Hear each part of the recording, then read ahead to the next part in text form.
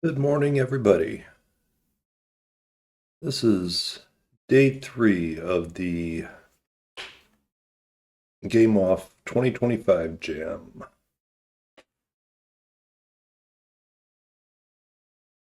The theme this year is Wave. So I'm doing a very simple tower defense game that is going to run in multiple waves.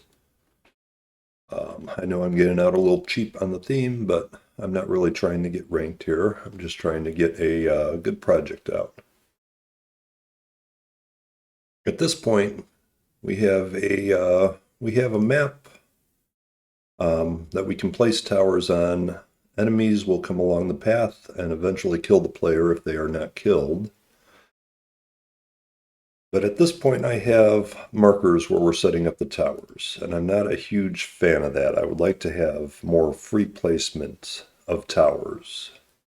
So in order to do that, we're going to have to do a couple of things today. I'm going to have to move the build menu down into the main UI somewhere and out of the tower base, which is where it's currently at. And I'm also going to have to set up some overlays to see where you can build and where you can't. Because trying to build is going to be difficult if you can't see things like the tower range, and just what areas you are able to build in, because I eventually plan on having a little bit of terrain on the map itself. So we don't want to build towers on a too slanted of an area. So we need a way to limit where things are going to get built. So the first thing I'm going to start with is moving the menu and just allowing an open rebuild along the map. So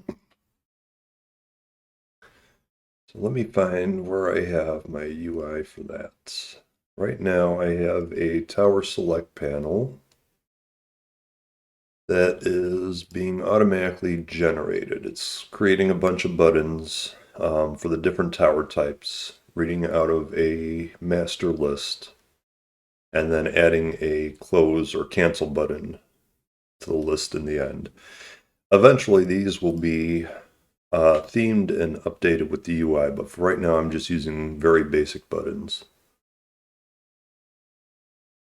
So in my main UI panel,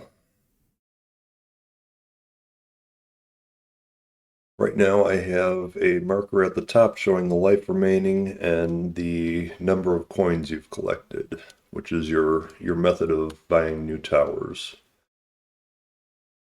I want to add a build button. I'm guessing down in the bottom right corner. And that will pop up the build menu. So I'm going to pop up a new scene here, another user interface. Call that build panel and drop it in my UI folder. Throw a button down there. I'm just going to list it as build.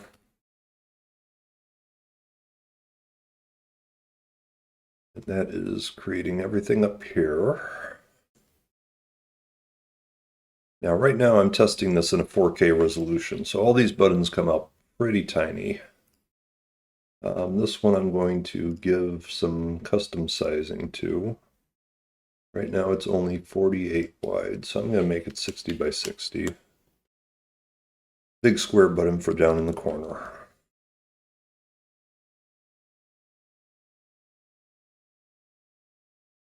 Go back to my main HUD here and add that. Let's see, I have a center for the bar, so this is the whole main HUD is right now a V-box. And I'm going to need to change that to start moving things around. Because before they were stacking okay, but now not so much. So I'm going to reparent this to a V-box. And let's see what type of container I have that will work for what I'm trying to do here. Center flow foldable.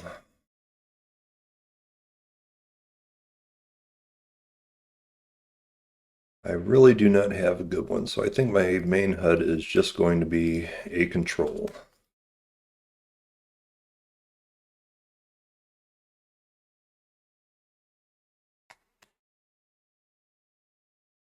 And that way I can manually place all of my containers. So let me throw in the tower select. Is that what no, I made the build panel. Build panel, there it is.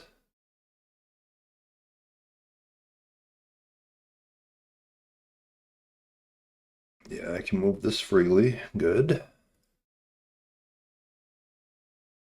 I do want this to be some kind of container. I try to work in containers as much as possible, just for other things popping up. I'll make this a simple center.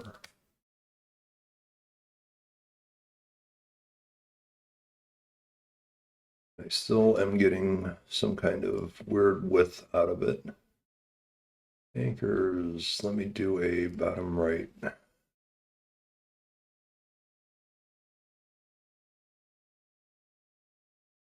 So I'm going to throw this down in the corner here. Right now I'm just going to manually space it. I'm also going to move this one down a bit, so it's more prevalent on the screen. Now that should be visible when I run the game. Yes, there's my build button, and I can click on it. It doesn't do anything right now.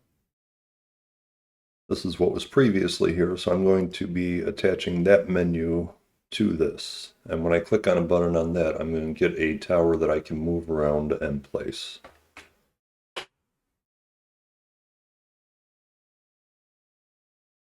We pop into my build panel to add may just be able to add this and turn the visibility on and off. How am I activating this right now? Loading the list, create, update.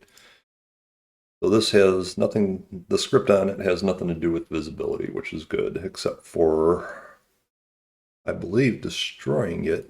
Yes, I free it when I pick a button. So instead of doing that, I just want to change the visibility.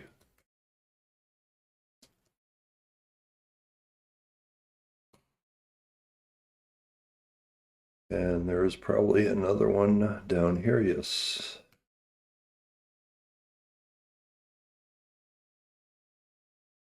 I want to have that on by default, so this button is going to activate it.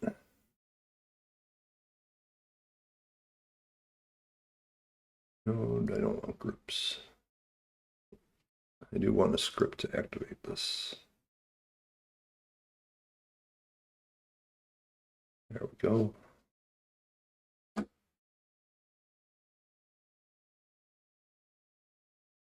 And I want a link to what's going to be made visible.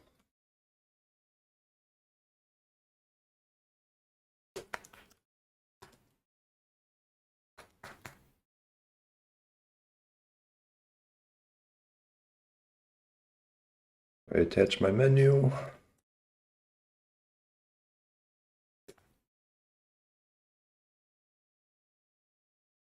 And I flip that on. That's eventually going to need a little bit more control than that, but it's good enough to see something on screen to test. So I hit build. And yes, that is a big jumbled mess. So I am going to want to realign that. And the way I'm going to swap this, what was a center container, into a V-box.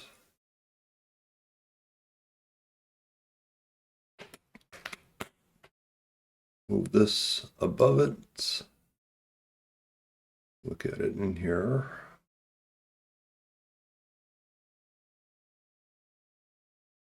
There's my build buttons getting stretched. I have the tower select above it. The alignment is going to be, yeah, I can leave that on begin. But in my HUD, I'm going to re-anchor it.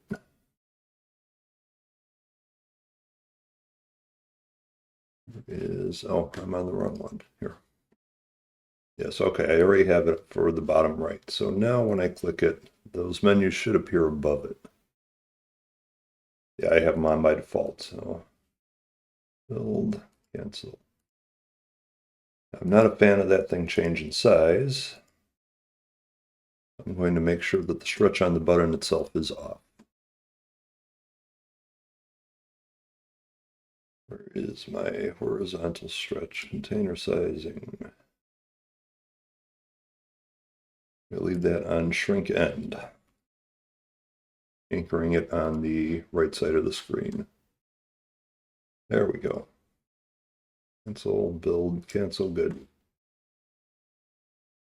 I can flip back off by default so that I have to click on it to show it.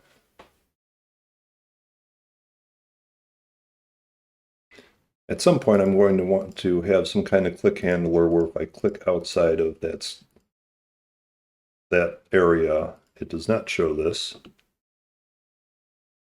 But for right now, it's good enough.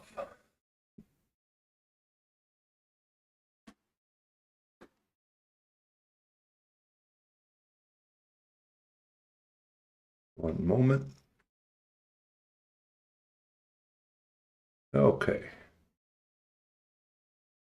So, and I believe my build menu, yeah, it still pops up on these plates, but I'm going to get rid of those entirely once I have this working.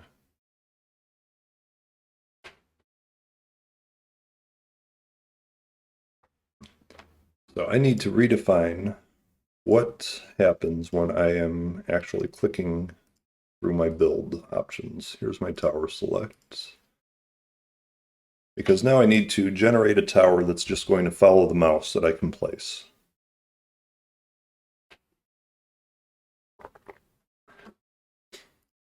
So I have the tower selected. So right now this is emitting a signal back to the base plate.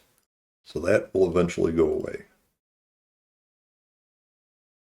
So I want to create a class for a tower marker that is not functional, but just lets me move it around.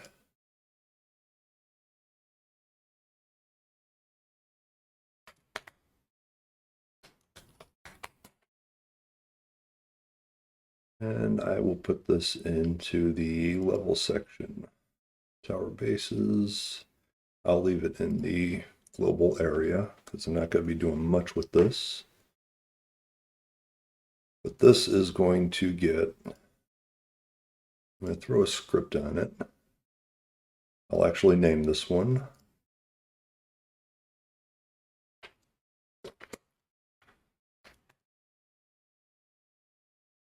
I'm going to put a place into set the tower. And then when, well, for right now, this will just be an icon. So let me start with that.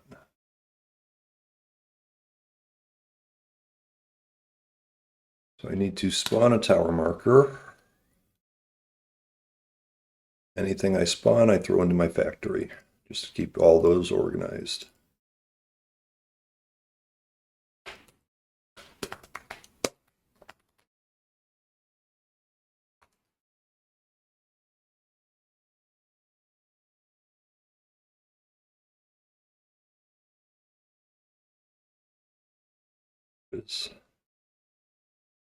Copy my path in and set up a spawn function for it.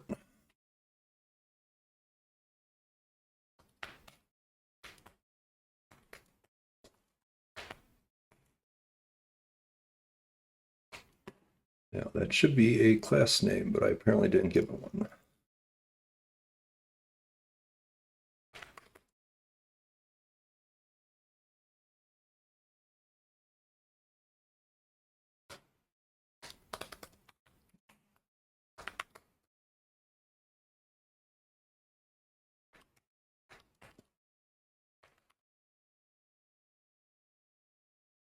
There we go. So now I have a spawn function for this that I can use inside of my menu.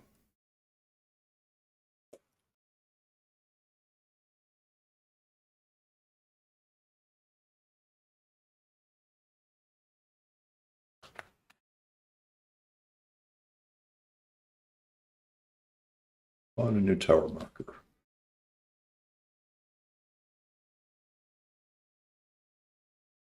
And actually, I'm going to embed the entire tower description in the marker. So the tower description is a quick class that not only holds the pack seam, but also gives it a name and cost. And I use those to build the buttons.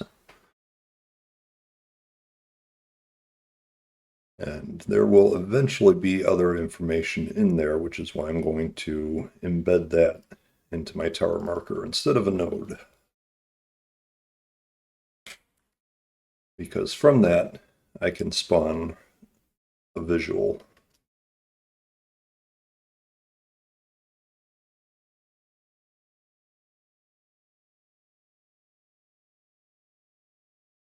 Did I put, nope, wrong name. Tower description, that's what I want. My tower description, yes, that is listed as a resource, so I don't have to worry about destroying that when I'm done with it. Selected. Now this is calling into the signal, and it's also shifting my money around. The money I don't necessarily want to use until the tower is placed. So I'm going to turn that off for now, and I'm going to leave the signal off. Once I delete the plates, I can get rid of the signal entirely. My tower marker is going to follow my mouse around. I'm going to do a quick process. I could probably get away with a physics process, but in this case, I'm going to throw this one on process. I'm going to have to first calculate my mouse position. Let me grab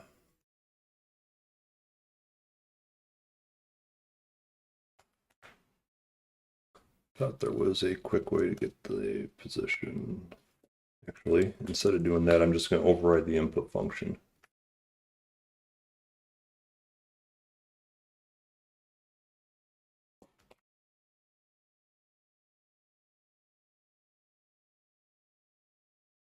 It's motion.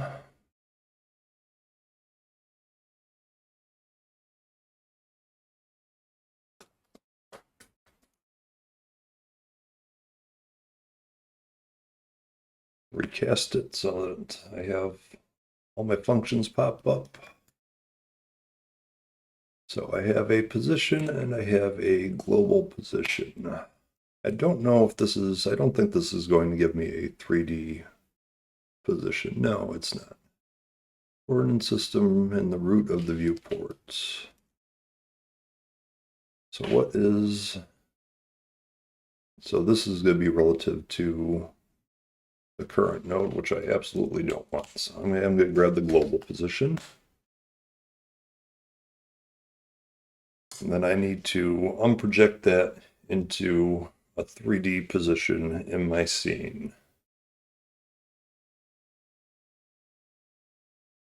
So I need to try to remember what projects get used here.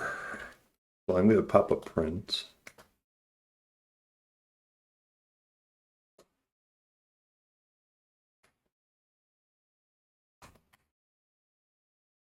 Let me do a quick print so I can see what kind of numbers I'm getting, because that will give me a hint as to what I need to unproject. So right now nothing's coming out. I click this and pick a tower.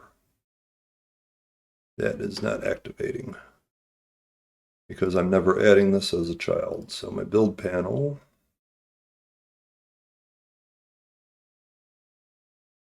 Now my select right here.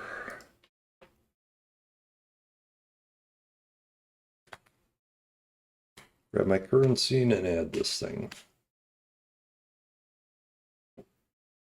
Now I should start get some numbers running. Yep, there we got numbers.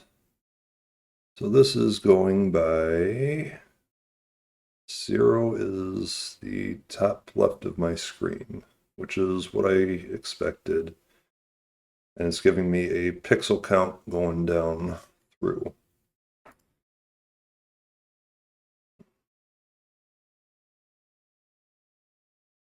So I need to convert that into 3D X and Y space. Now I believe the M project in Godot comes off the camera, so I need a reference to my main camera. I don't know if I can get a current.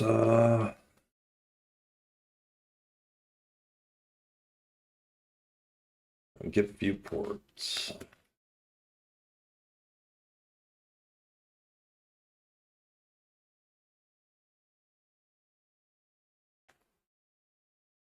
Yeah, I don't see anything that's helping here.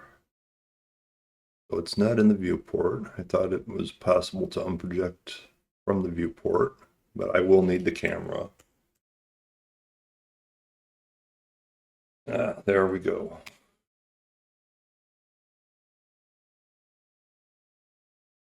So this is, yes, the currently active camera. That's exactly what I want.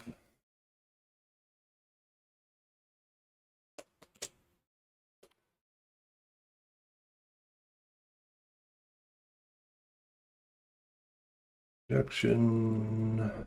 Is there an unproject? There is. Oh, that is going the wrong way. Okay, so project.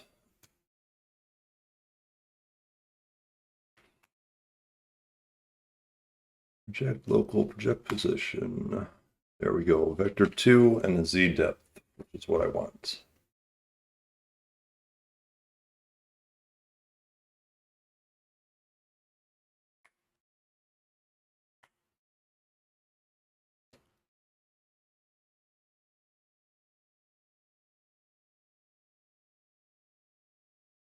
Save that as world position and print that out. Because I should have a good idea whether or not I'm getting the right position out of that. So build 4, 3, 2. So here I cross into a negative 10, 11, 9, 8, and my 0 is way down here on my Y somewhere. Well, my Y should always be 0. So the depth, I'm guessing, is not doing what I want it to. Let me take a quick look at this. Distance away from the camera. Okay.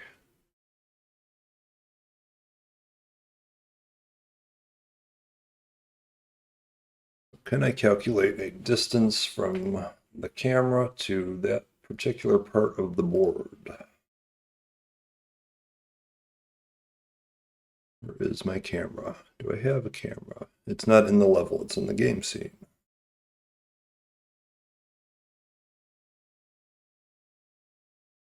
Here we go. Yes, my main scene has a camera and the test level both in there. So this camera is an ortho. It is shifting on the X and Z only. So I could pop a raycast straight out of the center towards whatever it is I'm looking at, but I don't think that's really going to give me what I want. But I can calculate a distance from the angle that it's sitting at. Let's see. Yeah, so straight in will be out here somewhere. That would be further away. So my angle and my Y, I could calculate a distance. But I'm having a hard time believing that there is no automatic function in here for this already. So I'm going to take a second look around my camera class and see if they actually did something for this. As a result of projecting a point on the viewports, normal origin, normal for intersection.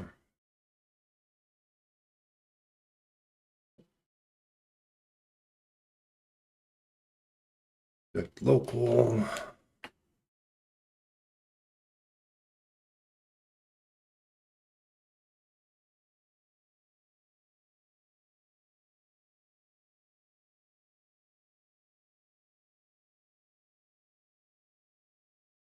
see here.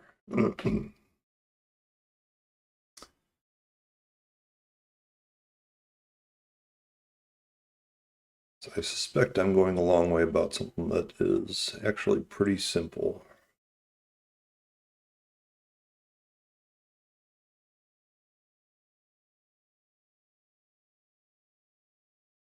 Possible that I could use the projection directly.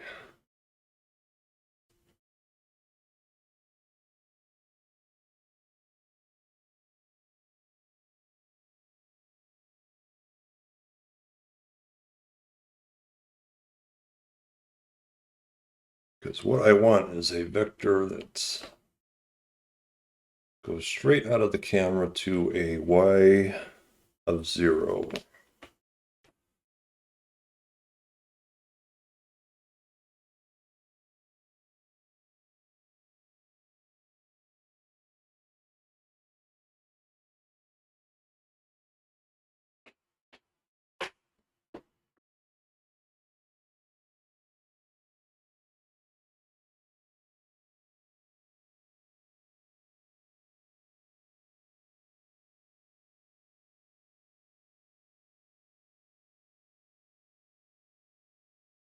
The depth distance. How would I get that depth?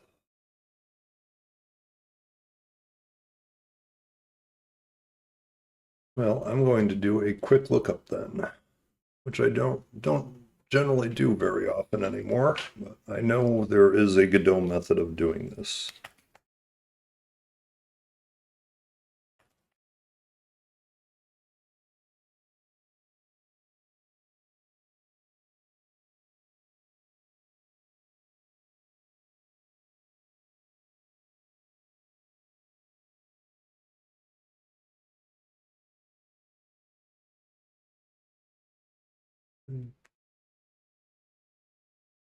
So it looks like I actually do have to run a raycast, potentially.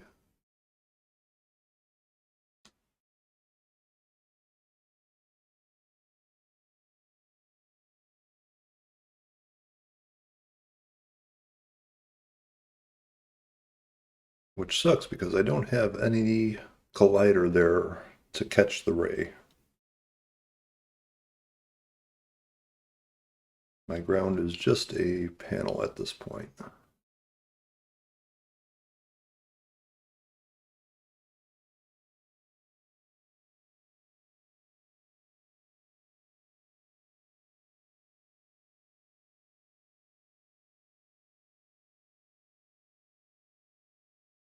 Okay, so that is not helpful.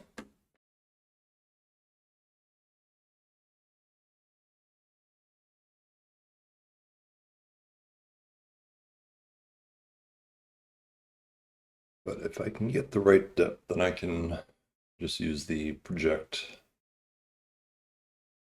on the thing, which might be a little easier. Project ray normal, ray origin. Let me see what these are. It's taking a vector 2, returning a vector 3. It's the result of origin normal. So I think these are just giving me a direction for the normal and origin, which I would then use for a cast.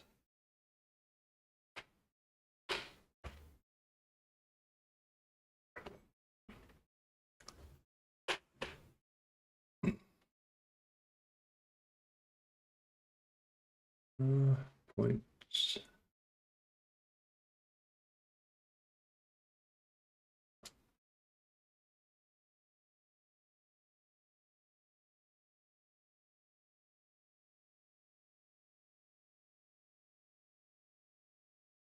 Yeah, world space. Okay, so project ray normal. I'm going to take a look at this and see what I get number-wise.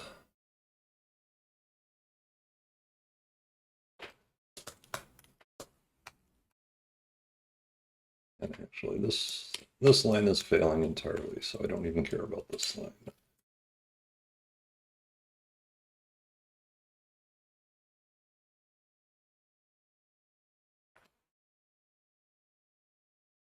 Ray normal to position.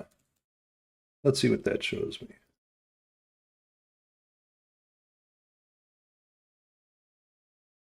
Build tower. Okay, this is always the same, so that gives me the normal from the camera.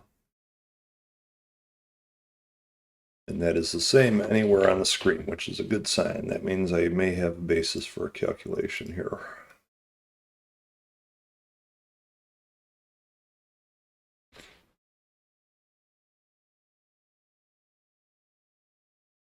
That gives me a full direction.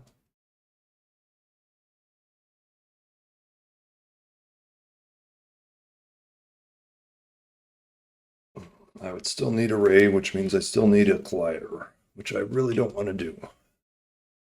But I may have no choice.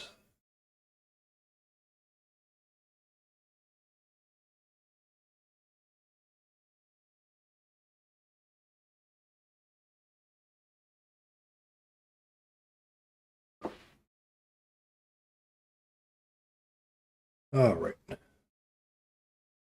Well, this is for a game jam, so nothing is ever ideal. Let me get into my level, yeah, my test level, into my scene.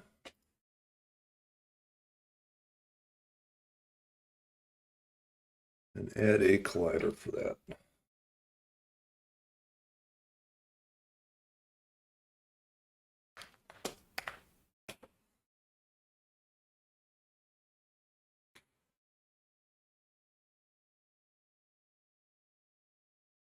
I'm going to just give it a, do I have a plane? Got a height map. I think that will be useful as I go on. This is map width. I want this to be 40 by 40.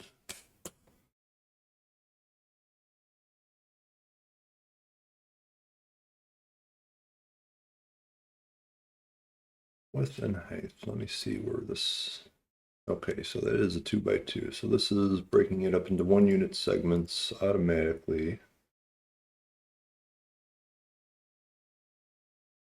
Is width and depth 2 by 2. It doesn't look like I can scale it without doing that. Huh, okay.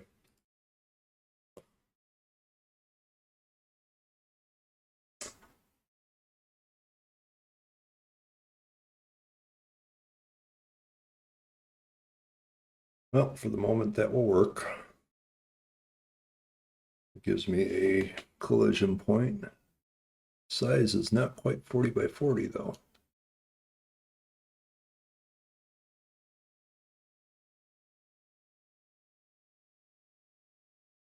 There is no place. Oh, margin.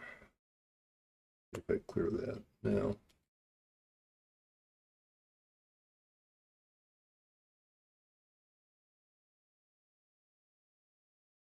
Guess as long as I'm not looking for the edges, I'm fine. So back to my tower marker.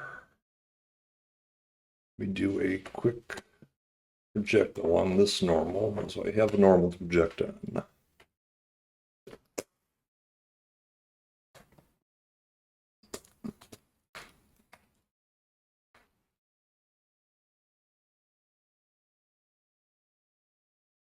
I would rather just jump into the physics server and do a raycast. So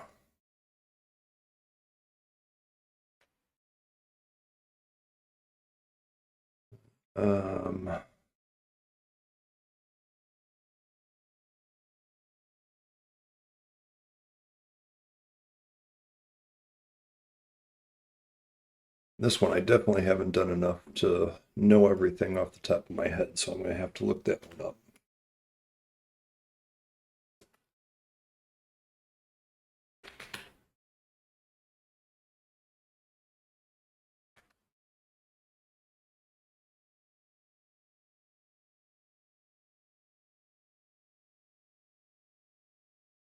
Okay, it's using get world. That's what it was.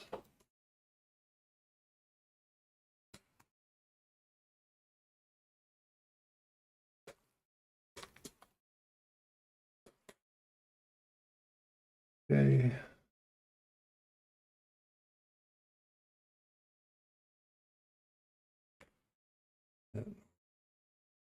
I don't have a point of origin for my raycast still, because my camera is taking up much more than that.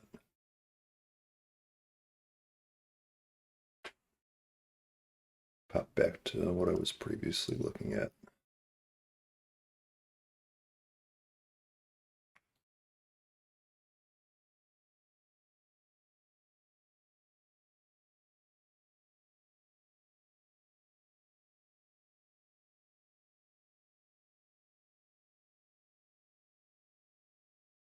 Yeah, my world position I don't think is going to help much. I got my camera. I got my mouse position.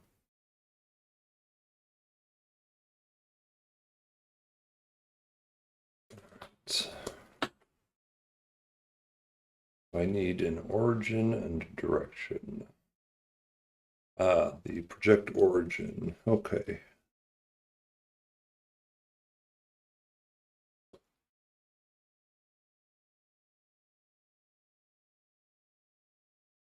There we go. Okay.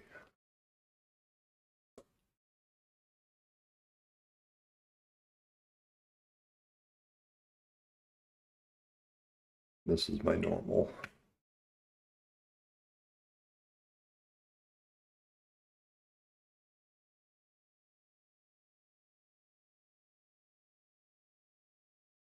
Then I can get into my world space and run the query.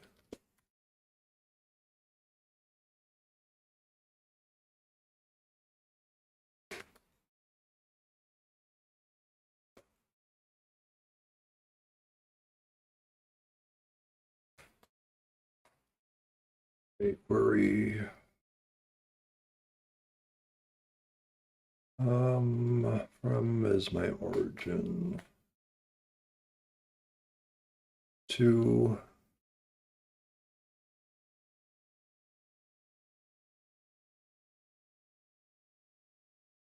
right, so I want something that goes well beyond, so I'm gonna make this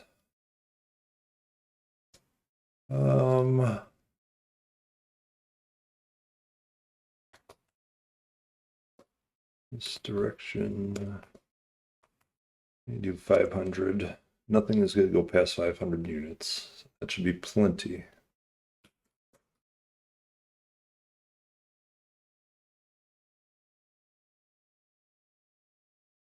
Six.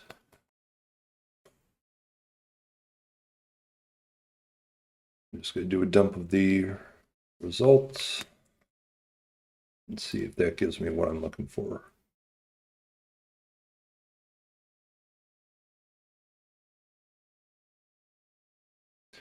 Position 12 to 1.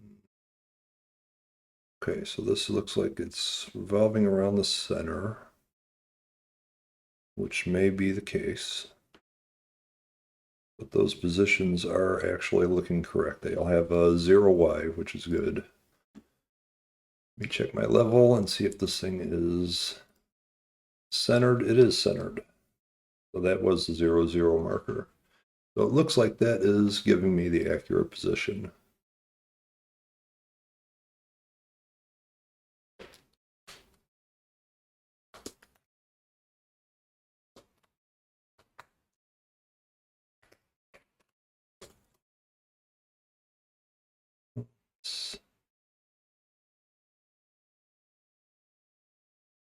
This is a dictionary. One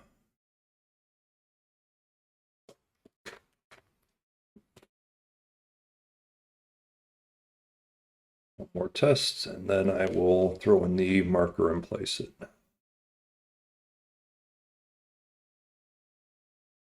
Yeah, those are looking correct. So I will know for sure once I drop a visual on top of it, which is my next step here. I get my position. That's all in this very ugly import or input function. So I need to instantiate my tower and add it as a child.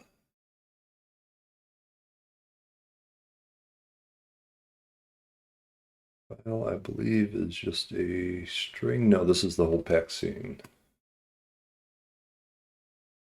I instantiate that.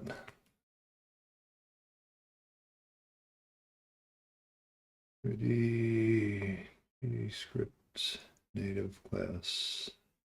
Oh, hey, not what I wanted. All right. So I can generate the node, and then the position will start picking up once this runs. So I'm going to set a visibility in here.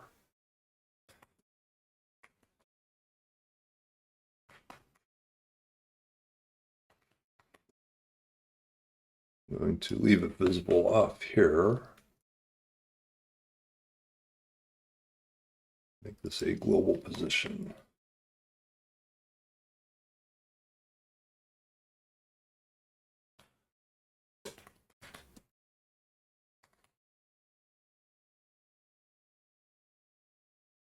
So that will instantiate the tower. Let's see what happens. What do I get?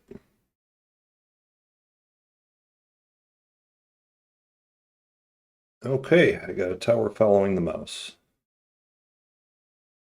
And it actually shoots because I'm instantiating the final scene instead of the direct import, which is what I should be doing. Unless I want to play with a movable tower, but I think that's cheating. I also need a way to cancel this. I'll have to activate the escape key.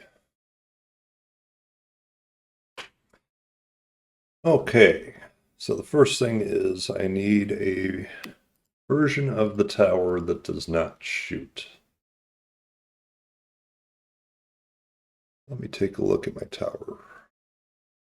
So it is very possible that I could just throw in a Boolean that turns it off. I have a state machine running that runs through searching and firing. So that's probably not, well, yes, I can add a new state, call it icon.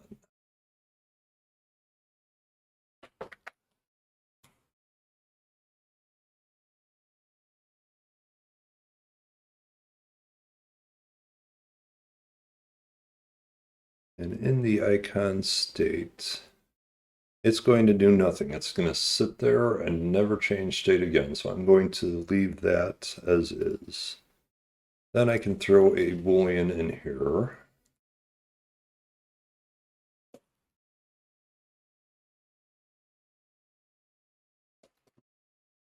Set it to false by default. And when I load this thing, I'm using a set loading script. That sucks. So searching, I'll set it up here.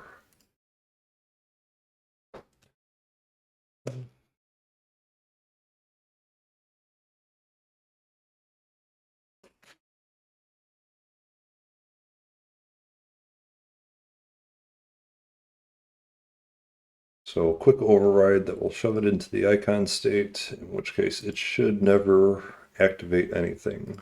Need to actually turn that in the tower marker.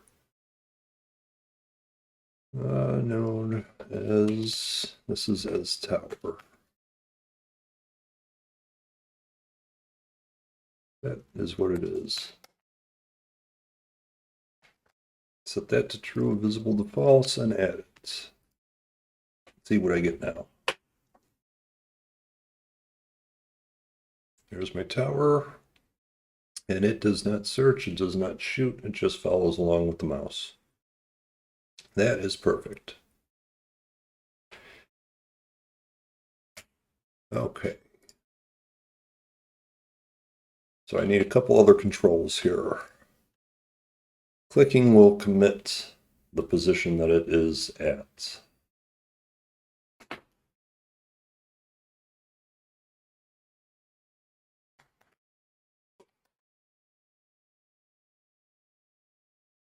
I need to look for mouse button events as well.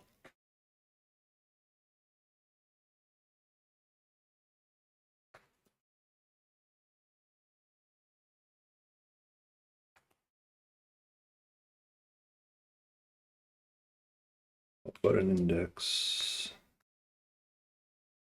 So I believe the right click is index 1. I'm going to cancel. Try that one out first. Build tower, right click, does nothing. So let me drop my previous print here because this is all working fine. Let's see what all I'm getting here. What happens when I right click? Tower, right click. Button index is apparently 2 for the right click. I'm pretty sure there's an index in there somewhere.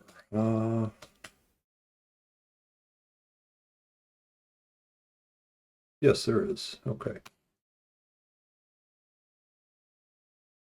I should be able to use that instead. Yes, right-clicking makes it stop. That's all I need for that.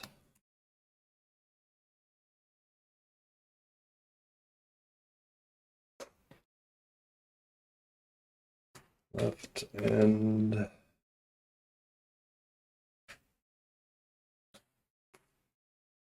it switches to press. So catch it on the click instead of on the release. I'm going to make a function to get the position.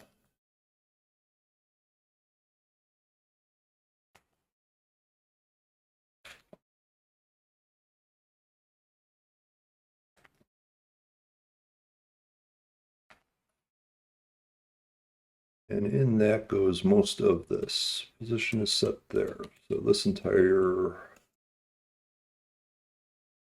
mess up until that.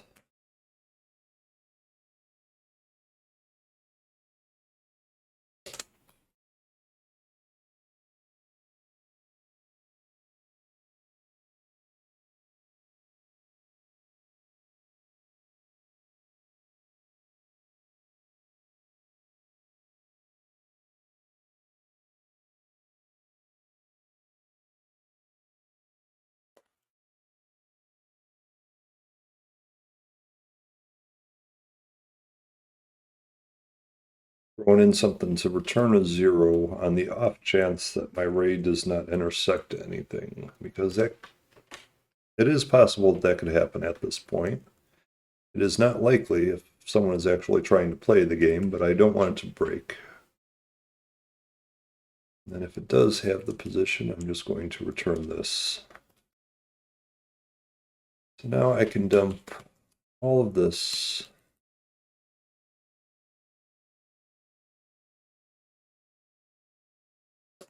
into this.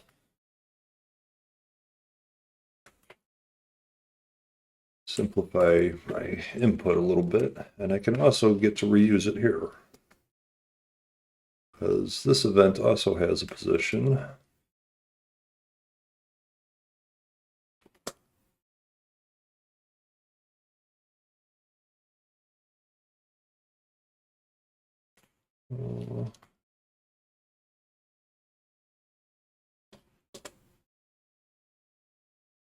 And then I can create a full tower there, and that I can use the tower description again.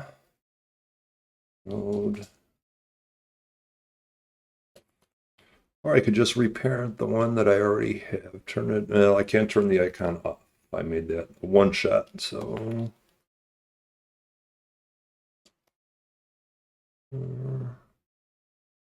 I have, oh, node is, okay.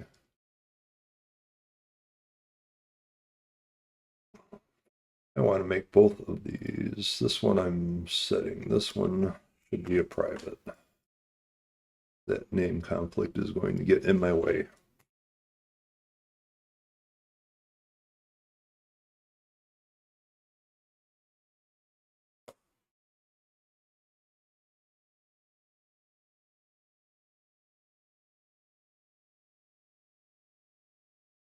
Instantiate another one here.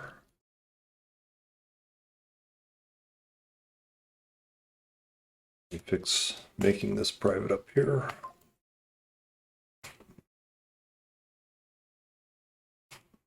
Easy enough.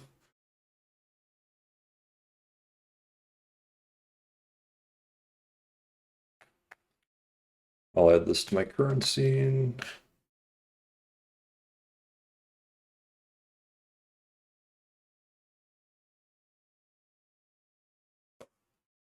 And set the position to it. Now that should activate wherever I click. Let's see. Tower. Ah, it left it there. I did not queue free this, so I can actually place a bunch of towers.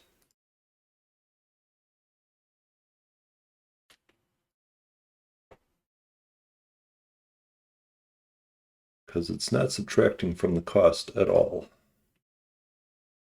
That's going to be another part of it, is when I place a tower, it's going to subtract from the cost. Right now, I think it does it when I click the button, or it used to. Now it doesn't subtract it at all, so I need to add that.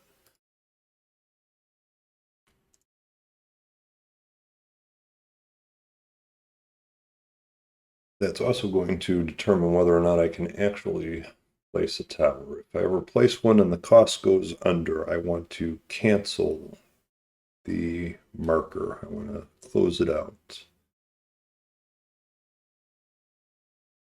Or just close it out whenever I do place one. For now, that's what I'm going to do.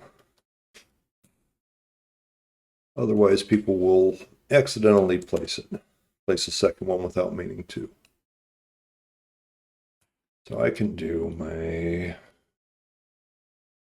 money tracker instance coins. There we go. Pull the cost off of that. And I believe that that button will still be inactive if I can't afford it. So if I go to build, create a tower, drop it, it cancels, subtracted the cost, and those are now blanked out. When this thing kills one of them, they're not worth many coins. There we go. This lit itself back up, so now I can build a second tower somewhere.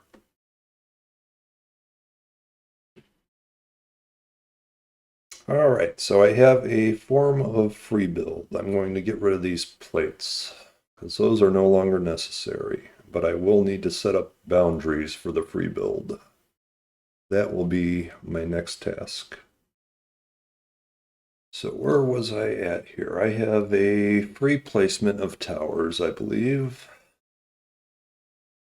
Still a horrible user interface, but I can drop that wherever I want.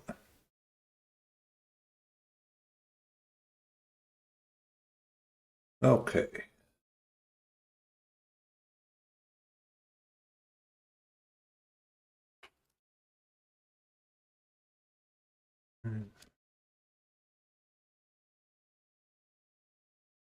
Yeah, hello.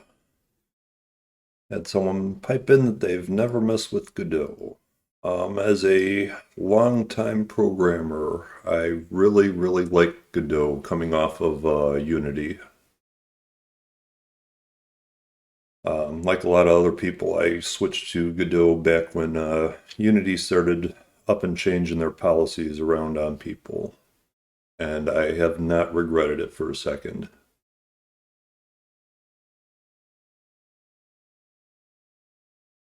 Yes, the scripting language is very Python based. Which the majority of what I do is done in the script, but they do have adapters for other languages, and they have a C++ core that you can break into and really start refining things, which is nice. Let's see here. What was I doing?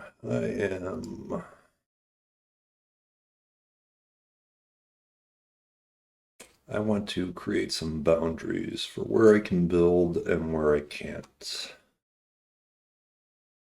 Let me get into, this is my level. I have this collider that I put under it just so that I can get the raycast in there. If I want to start putting up boundaries, I think I'm going to need a lot more colliders to do that, is the most likely way to go about it. Because I want to be able to draw these in as I go.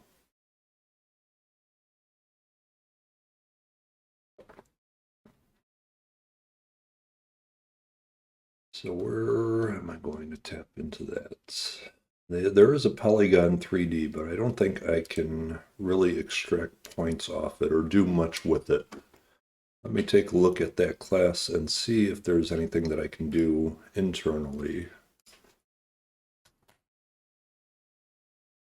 Oh, there's a polygon 2D. There is no polygon 3D. So yes, it looks like I am stuck using colliders of some kind.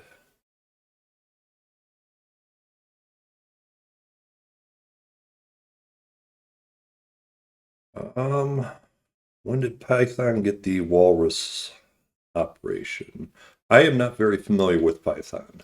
I have always tried to avoid it since I tend to be a more structured language person, and that one was kind of custom made to piss me off. So I rarely ever. I don't know if Python does that. That is a specific Godot. Um, Let me pull up base. Oh, I have scripts all over the place. Um, yes, in Godot you can do an implied type. So if you just declare a variable,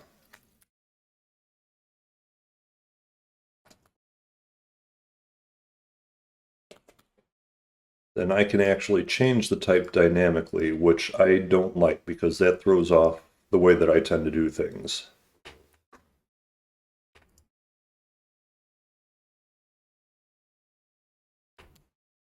Okay, so a mix of Golang and Python. I've never worked with Golang at all, so I have no idea what is in there.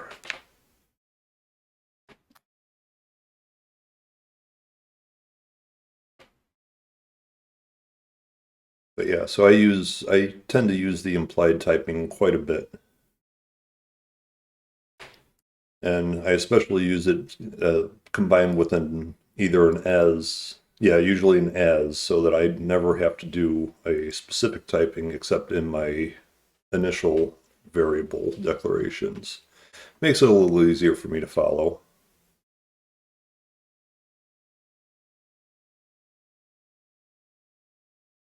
So I need to create some colliders, some collision paths that the tower can be built in. And trying to create a 3D polygon in Godot directly is a pain in the ass. So I'm going to pop over to my map in Blender and do it there. Where is my test level?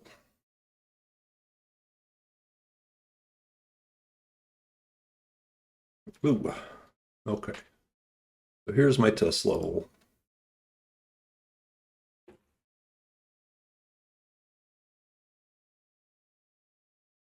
Yeah, most of the stuff that I do, I prefer the strictly typed. It's rare that I work on a project that I'm using something like Python where I don't need the strict typing. And if I do, it's usually in very short burst. I'll use Python to pop out a quick script as an adapter to a bigger application that I'm writing instead of running the application itself. Because a lot of things are very Python friendly. It does have a lot of benefits as far as like dictionary or JSON processing. It can go through that pretty quick. So I do like it for that. Let me throw another. I can probably get away. Well, I'm going to use boxes for this.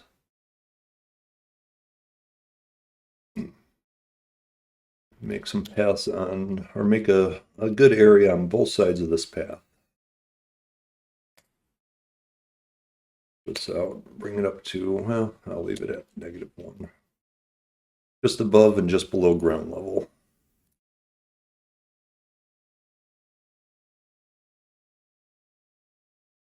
Yeah, I'll start with the bottom and extrude it.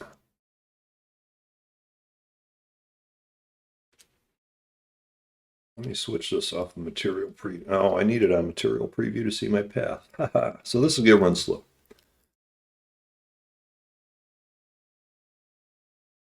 Get rid of this plate.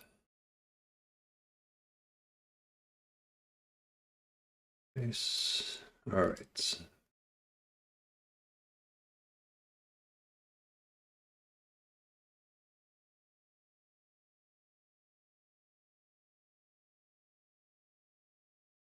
My boundaries, I'm gonna bring my boundary in a little bit from the edge here. Oh. Speed at which this is running with the material preview on is pretty horrible.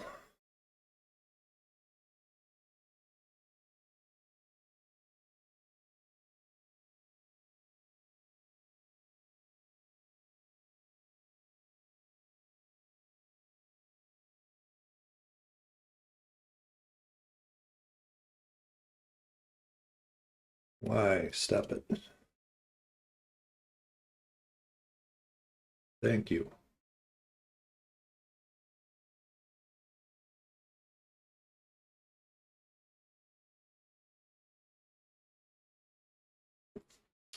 And I may use these regions to actually make an overlay that shows where you can place things. Since it's going to be in the same areas.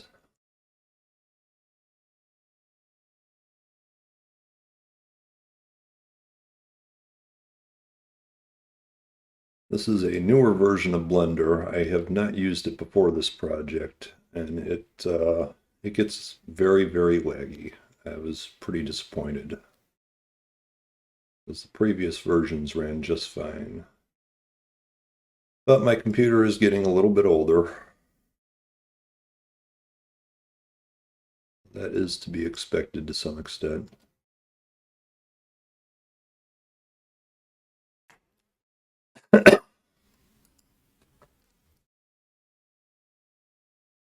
Yeah, Blender is something that I've worked with for a long time. Long enough that it used to get on my nerves on a regular basis, and I would set it down for a year and not come back to it. Because yes, the learning curve is pretty extreme on Blender. The interface has always been difficult.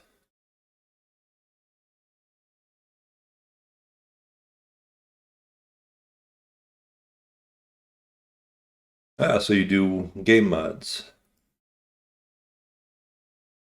Nice. I've never played with modding. I have more of a programmer background than a gaming background. So gaming is, I'm not going to say new.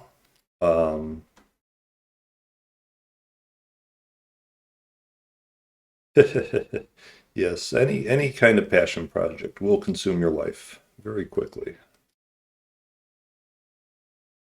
That's not necessarily a bad thing.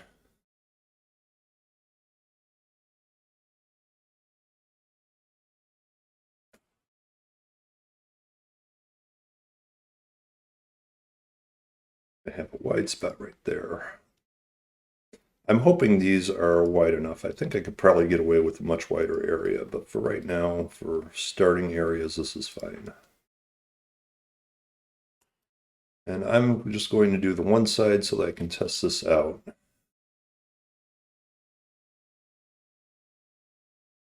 That's extrude that, fill this, make sure that all my plates are facing the right way so that when I generate a collider off of this, it's not all wanky. Okay, good. It could. Let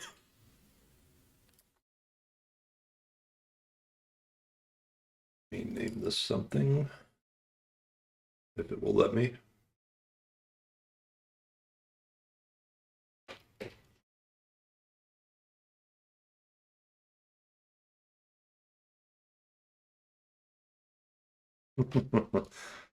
Yeah, I never mess with the modding community at all. I've always worked on actual handmade projects, so I've never played with it.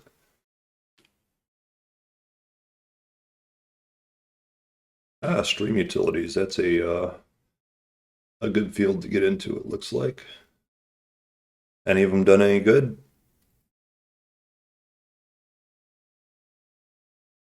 So this is, call this placement area. And throw my export out with that.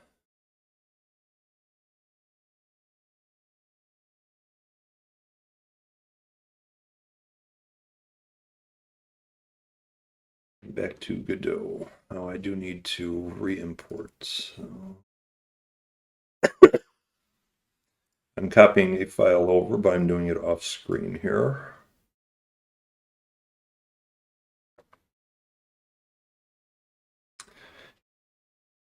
Yeah, so I'm pretty new to streaming, and I'm already finding out that the tools that they provide on their own are less than stellar. So yeah, I probably will be looking for things to assist with that.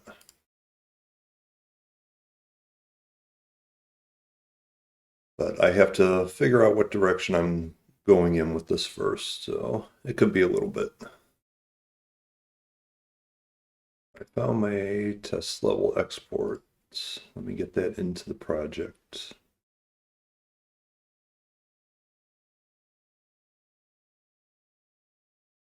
Stream elements and mix it up back. So I already use OBS. That one runs pretty well for me. Although it definitely adds to the lag on Blender. But again, that may just be my computer getting a little older here. Okay, so this should refresh. I haven't played with stream elements or mix it up box. Okay, so now I have this very crappily drawn path that I did. Where is it? It is in, I never inherited this scene. That sucks. Okay. This is what happens when I take shortcuts when I'm first building something. That's why I normally don't do it. So I'm going to inherit the scene just so that I can get to all of this stuff. This is going to be a collider. Sibling is fine. Try mesh, yep.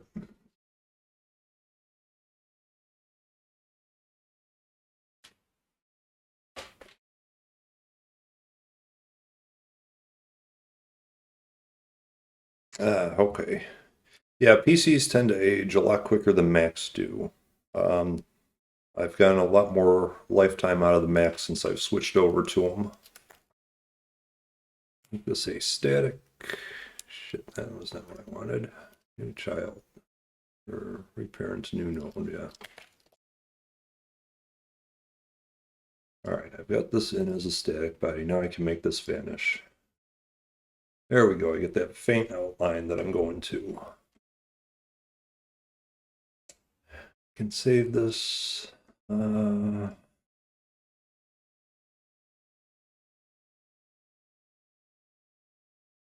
This level map, call it that.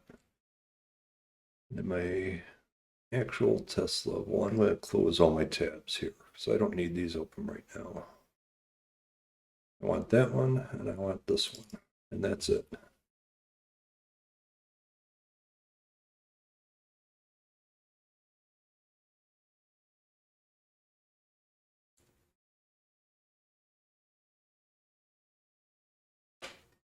Yeah, I still, so I'll actually dual boot into Windows or Linux from here. But I don't have a machine set up with either of them natively anymore. It was just getting too expensive to keep up on multiple machines, so I got everything dumped into one really good one instead. So I'm going to put my new test level map up here. I'm going to get rid of the old one. Now this can pop into that, yes.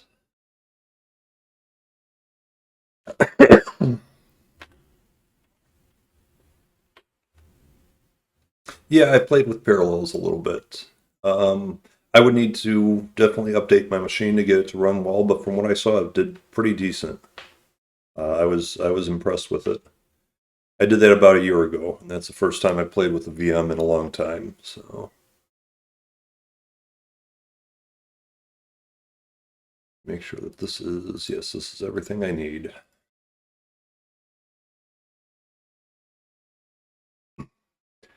You know, I could probably make two paths and make sure that the points are in between them somewhere.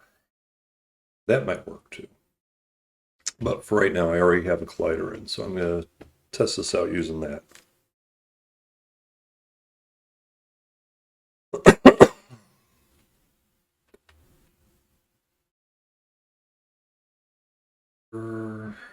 Okay, I'm going to need.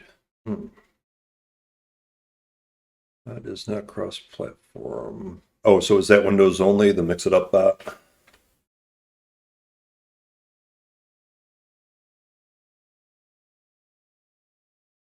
Okay. Well, I won't bother looking at that one just yet then. What does it do? I've never looked at a lot of these, so I don't know what that or Stream Elements really does.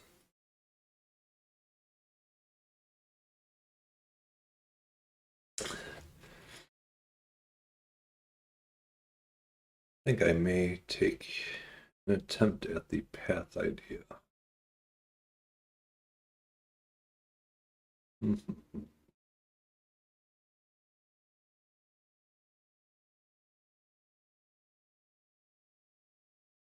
Because I really don't like the collider.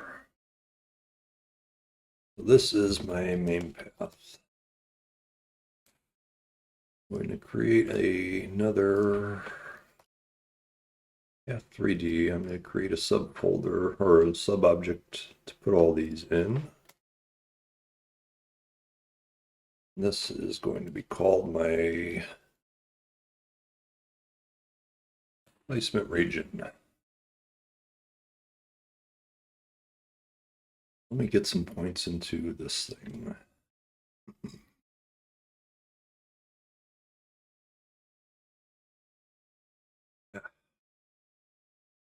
Path placer never wants to work right. That's right. I have to command click this to get it in there. And these at least I can curve a little bit.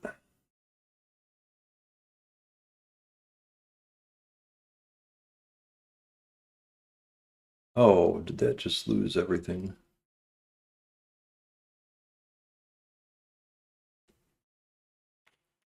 Yeah, it actually deleted it. Main path, it deleted the whole thing. I hit the wrong key apparently. Huh. And my undo did not want to do anything with it. That's nice.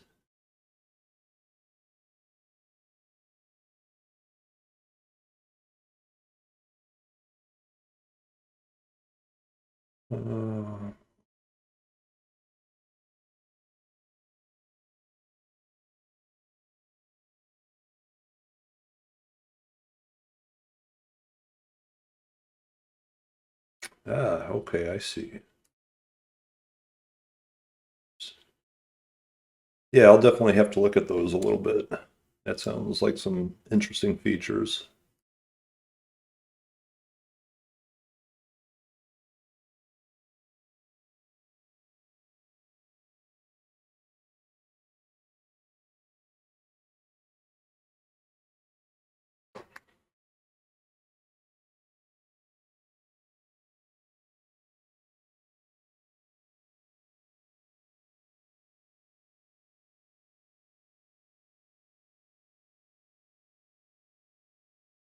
Okay, so that is one path. Then I want to build an outer path. Let me throw a second one in. This is going to be really interesting if this works. Let me make this one pretty wide.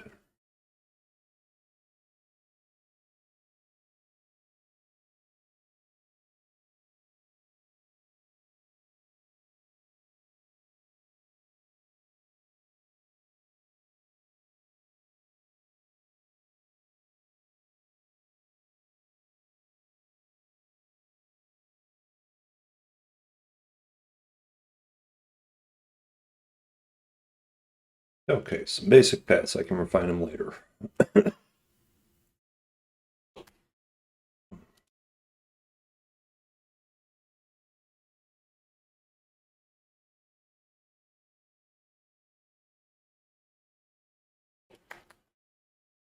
I'll call this left side 1 and left side 2. Make a, yeah, I can put it on this directly. Well, yeah, I can put it on this directly. I'm going to actually name this script because this is what I'm going to be using all over the place if it works. Placement region.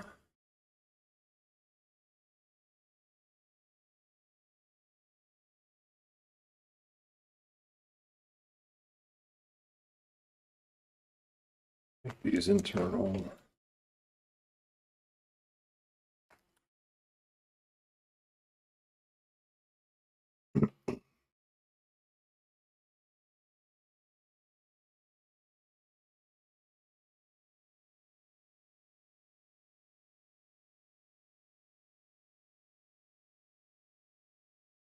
So I'm going to take a vector 3 and run it up against these two paths to see if, to check the distances between the vector and the nearest point. And if that's the case, the distances should all be less than the distance between the two nearest points. Nice, easy algorithm. So I need to get a nearest point. Path 1, I think it's the curve.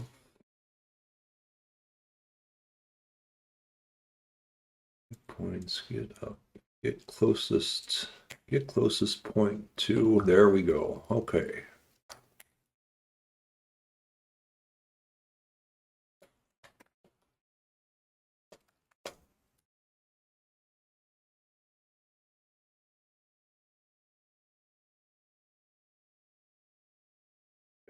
Two initial point and the two side points. My distance to point 2.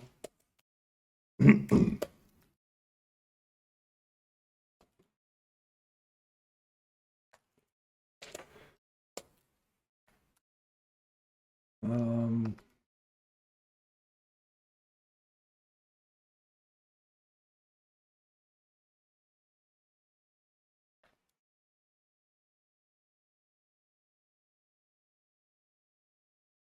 all right, so I got my 3 distances.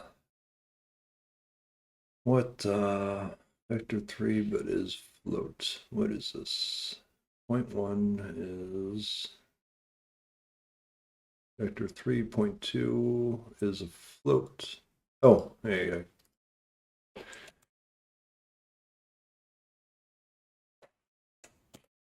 there we go.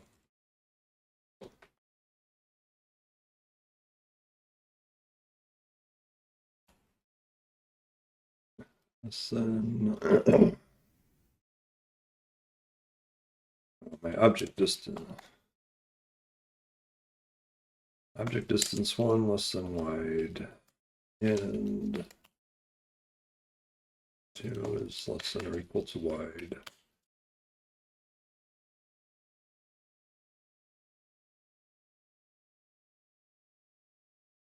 I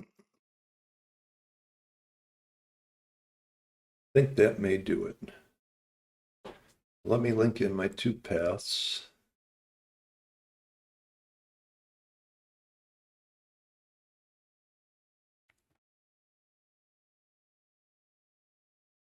So when I am doing my placement, I want to be able to query the level and get this object, which is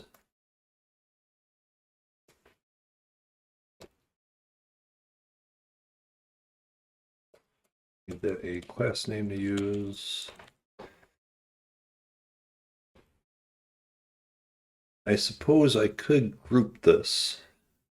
Yeah, I'm going to group this so that I can get access to all of them at once. That will work.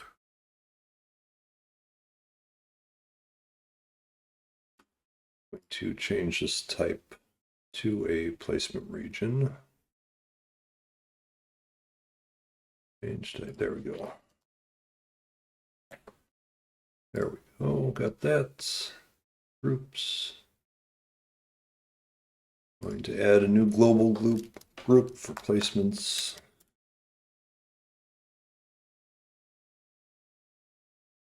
And add that to it. That way I can grab them all from the map at once. Now, to test this thing, I'm going to get into my position or my layout marker, which is also in level, I believe. Tower marker, yes. And I'm going to, right here is where I adjust my positions.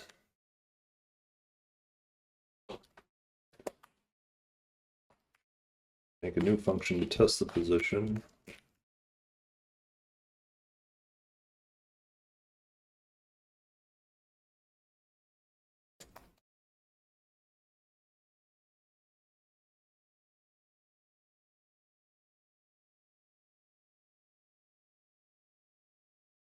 In group. I think I called it placements with an S. Yes, I did.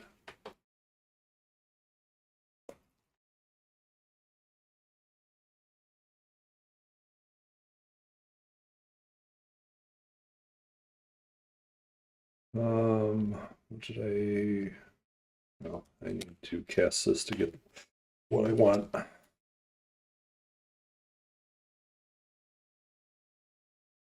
Is contained vector 3, so that's my position.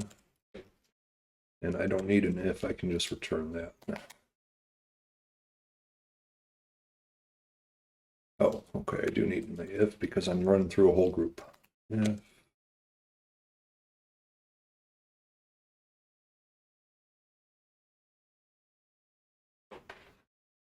Okay, so where am I? All right, get world position. This is where I'm making my thing visible. Global position equals final position. So I want to test this.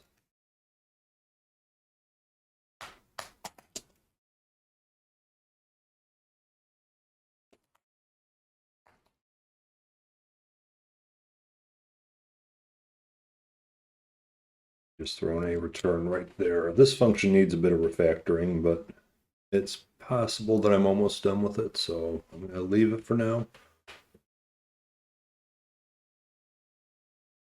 And I don't think a return is enough for me to actually see what's going on. So if it's no good, then I want to turn off my visibility. So it will only be visible in the area that it's allowed to be built in, hopefully.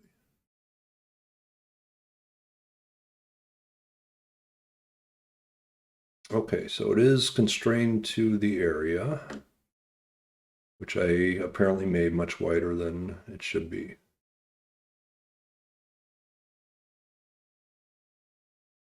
But I do have that constraint.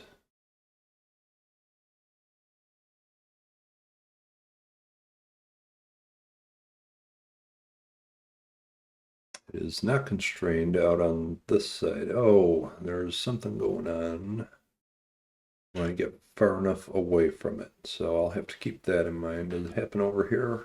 No. Oh yeah, it does. So I don't have any path on this side.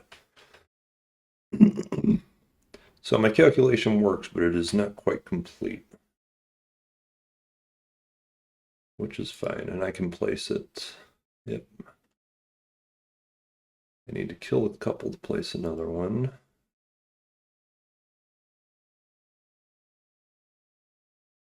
Okay, so that's a partial working system.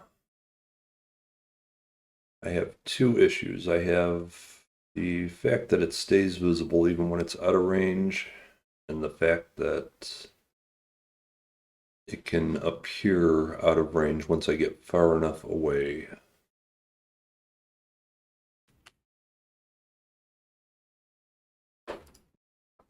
So the appearing when it's out of range. Now I'm testing the position on every move of the mouse. Now, that's my problem right there, is I typed in the wrong thing. So that should take care of problem number one. Yes, it only appears when I'm in the usable area. Otherwise it vanishes. So that's good. Let me start killing stuff so I can place another one. I gotta wait for my coins to recharge here. There we go. Now, problem two is that it's appearing where it shouldn't. And that is because I'm not using a minimal distance. So around this curve, it's grabbing a line from one side of the curve and it's grabbing a line from the other, so it thinks it is in the right spot.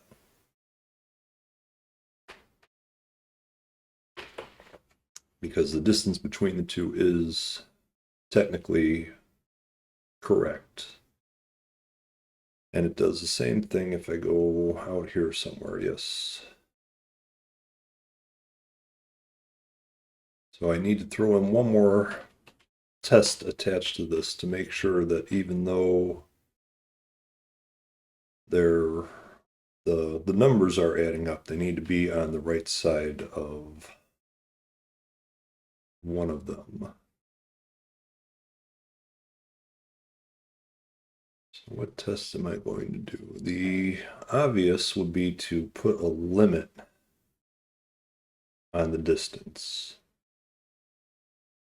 And that may be enough for something like this. I'm going to pop into this script. I want to kind of get an estimate on my distance first, because this is already way too wide. So this will be like my maximum. Let me grab this path. What is this point here? Ooh. Oh, I need to switch this to select points. What is this? No, that just moves points. Select points. There, thank you. Can I see a position on this? I don't think I'm going to be able to. No, that's showing me the position of the whole path. What if I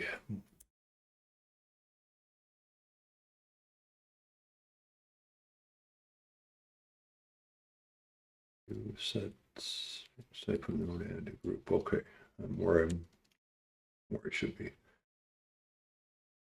Path. So if I grab this and just shift it around a little, now it gives me a relative value, not an absolute one.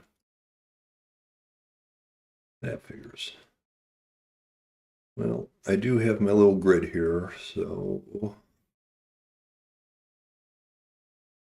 I'm going to say that my max path length in the end will probably, I'm going to try to keep it around 3 units. What is it up here? It's a bit more than that. It's more like 4.5 there. So I'm going to limit it to 3 units for now and see what happens.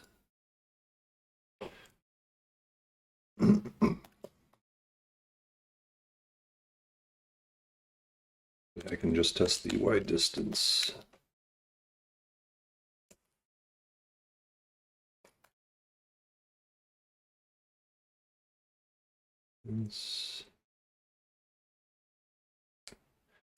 Yeah, I need to do that after I get it right there. So that should eliminate any outside items from being built. Let's see. Right, there's my inside. Seems like my path limit gets a little small. Oh, because parts of my path are definitely wider than that.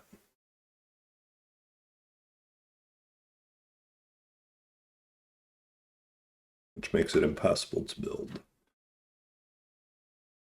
So instead of using the wide distance, I will use the tower distances.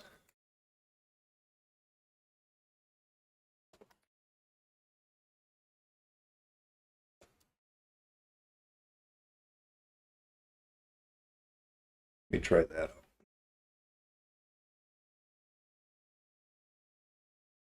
There we go. That looks like it picks up the full range of the path all the way through.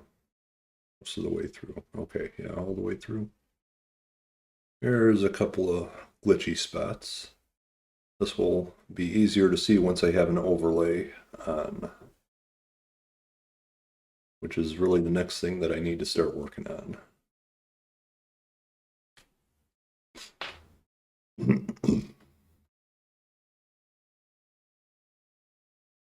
But for the most part, the two path system I think is going to work for what I'm trying to do. I'm just going to have to really refine them.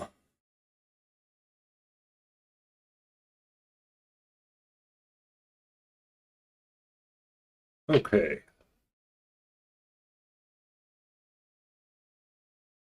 So that does work. I can get rid of this inherited scene that I have and break this back down to the original GLB and get rid of the collider and blender.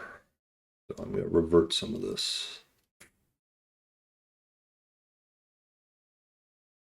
Come on, catch up.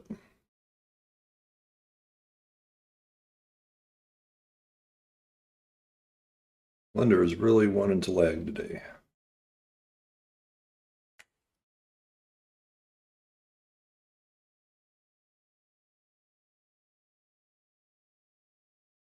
I'm not getting any control at all right now.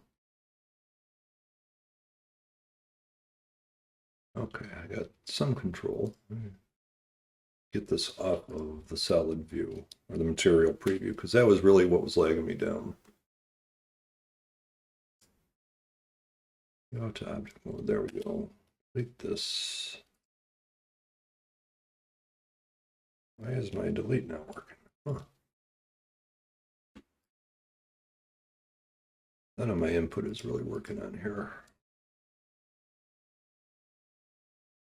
There we go. Export. Okay, that's all I needed. I'm shutting Blender down because it's being a little more trouble than it's worth right now. Let me copy that back in.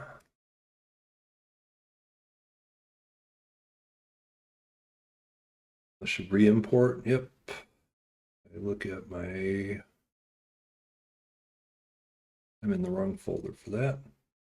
Test level. I'm going to get rid of the static. I don't need that. And in fact, I don't need the overridden scene at all at this point. I just need to throw the GLB back in here, which is what I started with. So there's my map. There's my main path. I don't need the bases anymore. Those are done.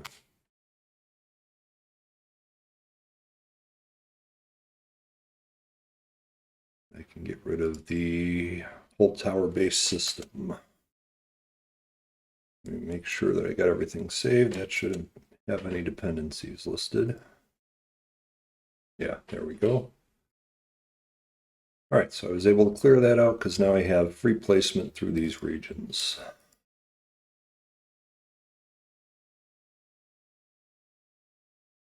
Now, as long as I don't smooth them, I can dynamically build a polygon in between the two and have that create the overlay.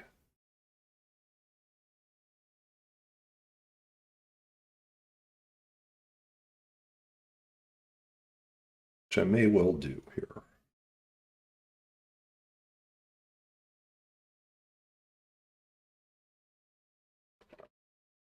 At that point, I could extract the original path points and build polygonal triangles in between each segment.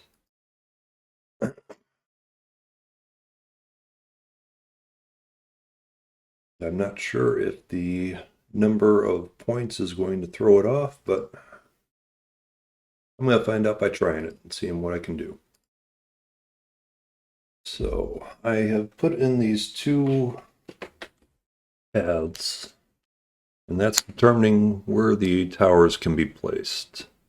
Trying to think if there is a better way to do that, a more friendly way to do that, because I'm also going to want to see an overlay that actually shows that.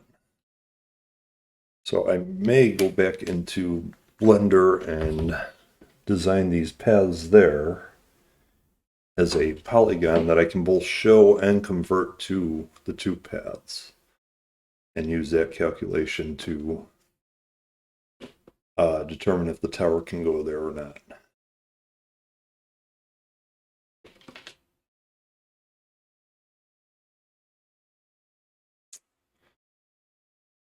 If I create a mesh out of it, I could also use the raycast to check it, which may be a little bit easier in some ways.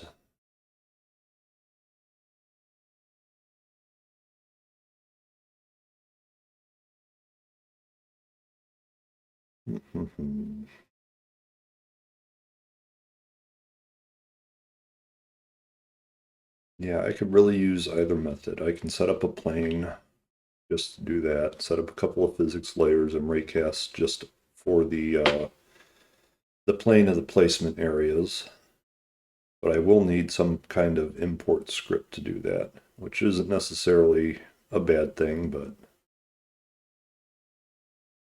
I'm sure I'll need it for a couple other parts of this as well.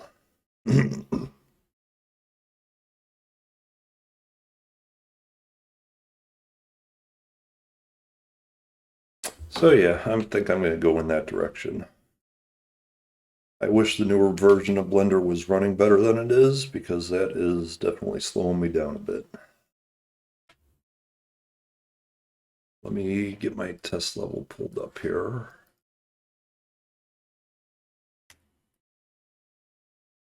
This onto material preview. Okay, it seems like it's going better now than it was.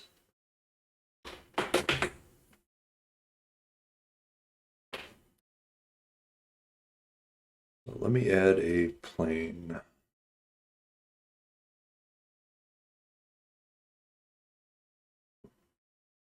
Cut all but one of these.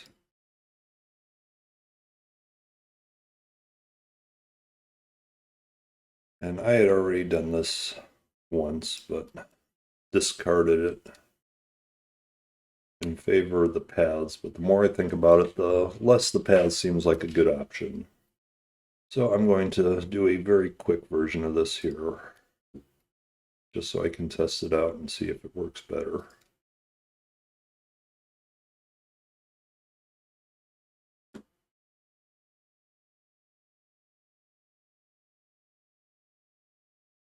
Blender is definitely running better now that I restarted it. I'm not going nearly as slow as I was. It's still not great, but it's working.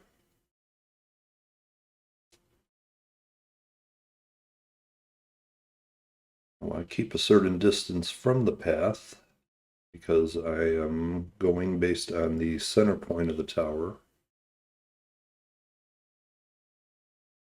I don't want it sitting on top of the path anywhere.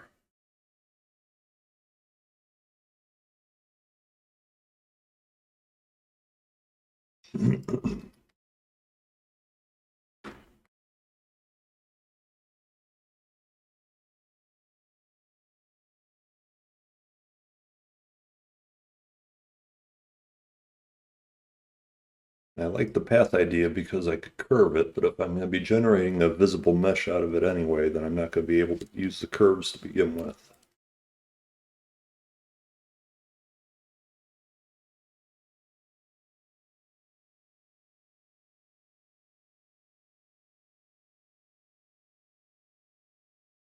got that.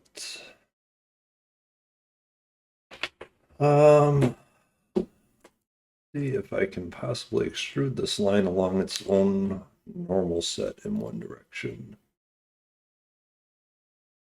I can extrude the whole thing out. Get a baseline.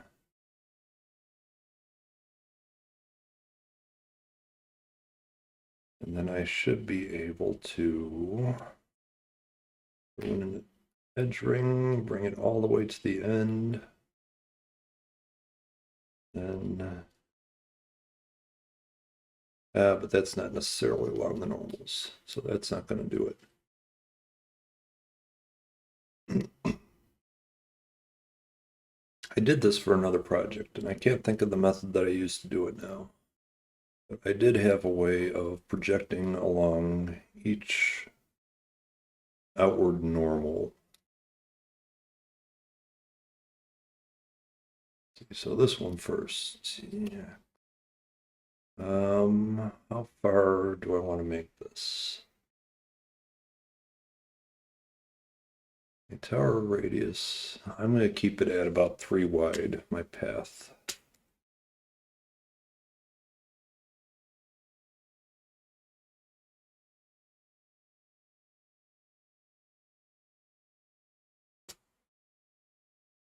That's my outer boundary.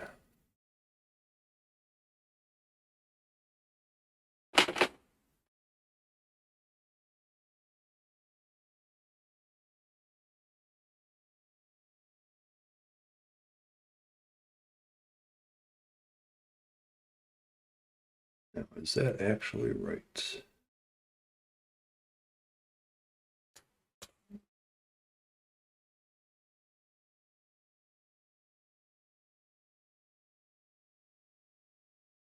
No, that is definitely not right. It's using a normal that is not correct. Well, maybe. Let me try one more here. Yeah, that is definitely not the right normal.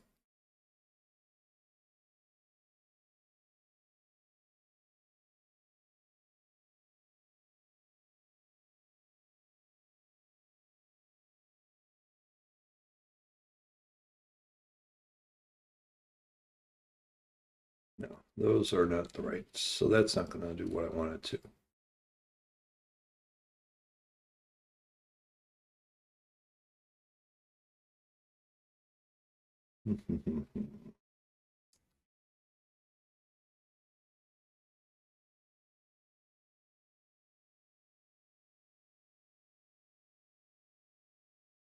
It's form orientations from the normal, but it needs more than just what's there in order to work right.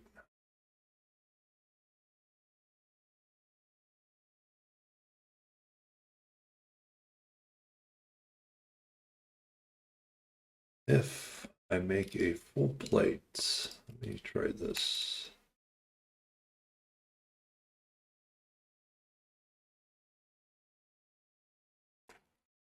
And I do an inset on it at 3. Does that give me a good line?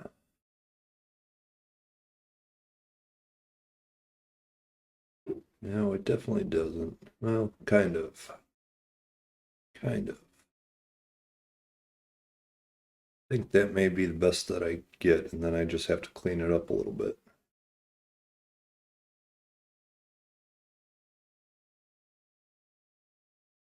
Because that one is coming in over there. Yeah, I think I can clean this up. Let me start by getting rid of all my outer points here. That one's gone. This is nothing. This is gone. That's gone. Not that one. That one I want. If I clear those out,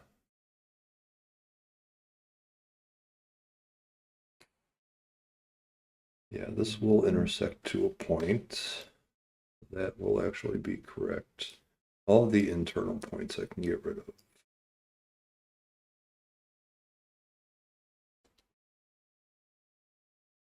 I want to keep a couple of them until I do my outer points.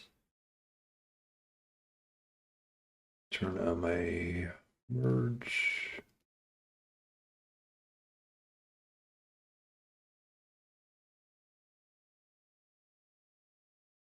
And my snap. I will want my snap.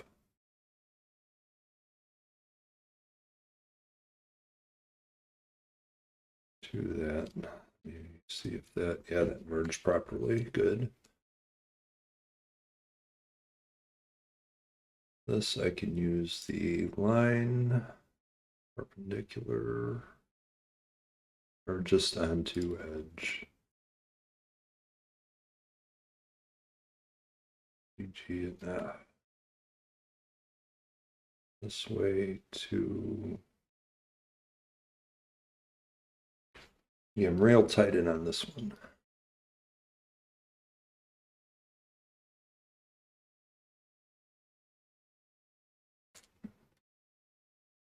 Oh, yes, I want it right here. That's why. Then I can delete this and fill this. I don't need this one. I don't need these.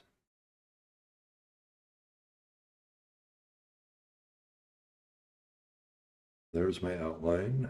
And then this one I can fix up pretty easily. That goes from there to there.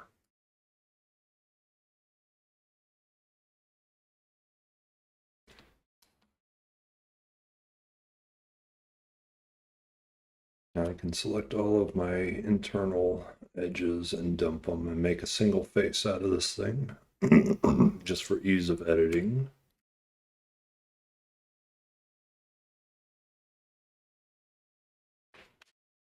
And that'll get triangulated when I export it, but I don't need to worry too much about that. I've got some hard edges, but that's all right. This is just a test path.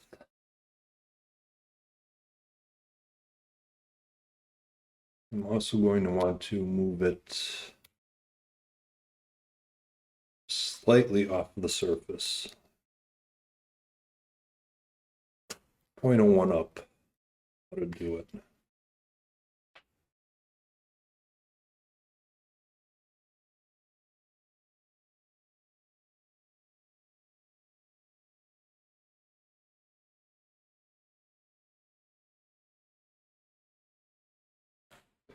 All right, call that left placement. That should work for right now. Let me test that out. Export this thing. Let's copy my files back over.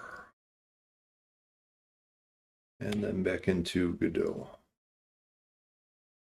There it is. There's the path. Then I will want to inherit the scene so I can edit it directly.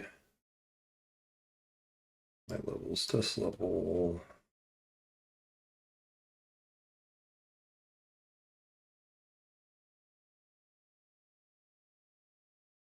So this placement piece, I'm going to want to make a collider out of it first. Collision shape. Just do the static body child out of a tri-mesh. That works. And the child is fine. This I'm going to just throw an override material in here for now. It gives me my transparent green overlay. That up. And I won't need a direct alpha. I can use a scissor on this.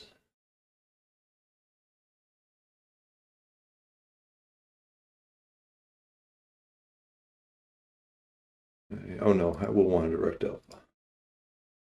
Forget that. My albedo color, I'm going to set this to a green.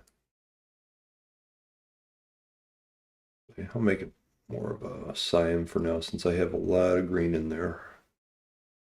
My alpha down slightly. Eventually there will be a shader on there. But for now, this works.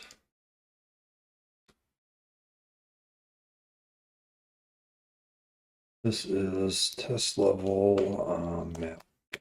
Call it. Then in my actual test level, I'll pull the map in. Get rid of the original. Okay, so there's my blue overlay. And I'm going to need some controls to flip the overlay on and off and to test to see if the mouse is inside of it. These placement regions, I'm going to get rid of.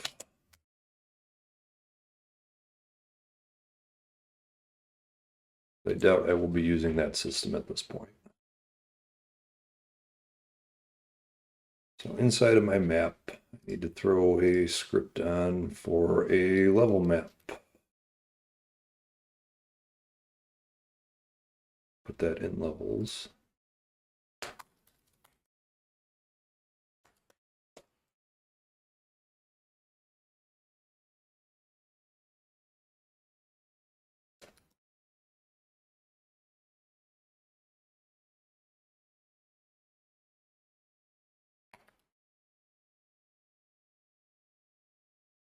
Placement regions.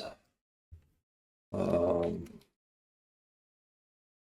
to need, well, will I need access to the colliders? I don't think so.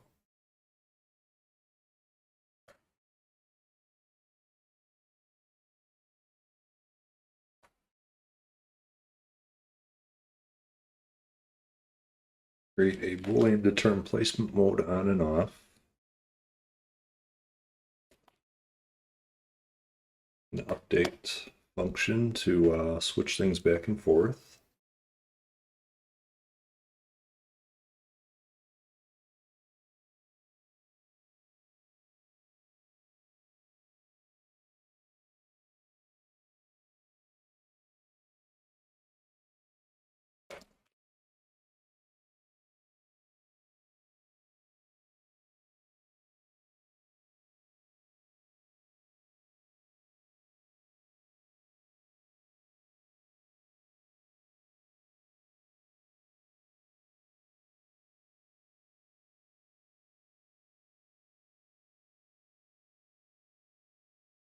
There we go. That will self-update. I just need to turn the placement on and off.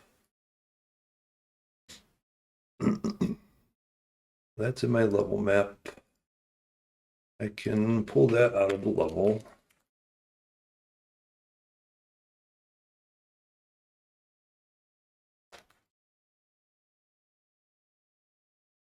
Let me make sure I actually assign my placement regions here.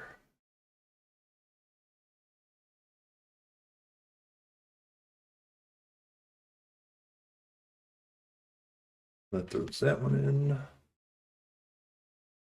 Here, this is going to connect to my map.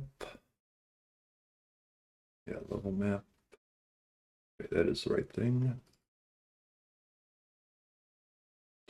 So now I have a good outward chain coming. My test level.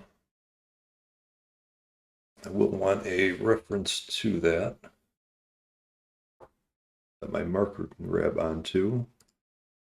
So the level is going to be a singleton based on what level is actually playing. So I can run in a single instance of this.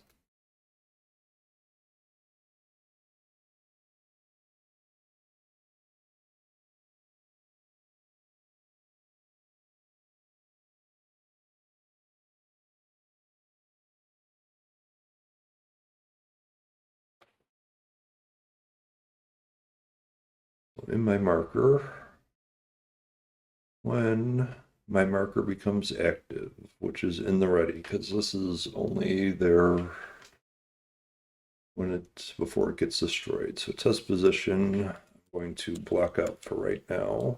This is just going to be a return true because I changed the system.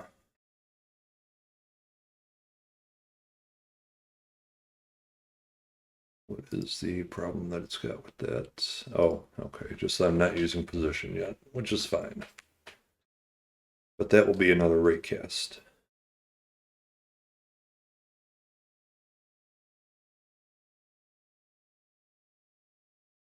So what's, okay, right here, I'm going to, let's see, agile, I'm creating the tower node, making it invisible and adding it. I'm also going to flip on my overlays.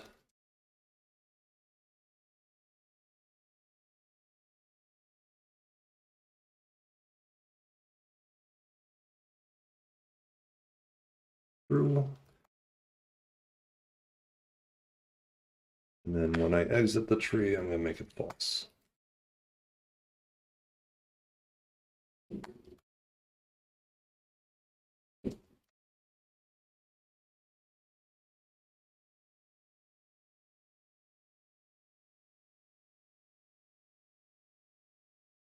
Placement region is gone, so I need to make sure I have no references to that anywhere. Which all that was in there. Okay.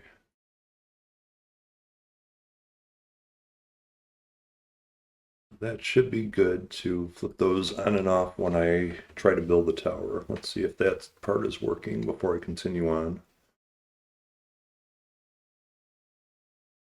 Ah, nope. All right. So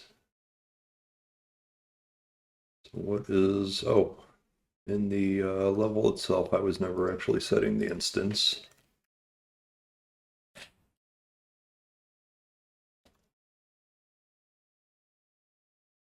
That's an easy one.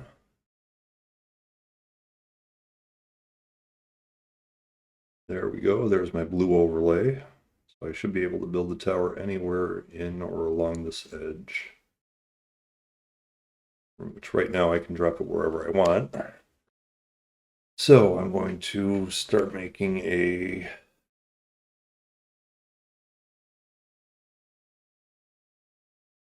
limit on that. So that'll be another raycast.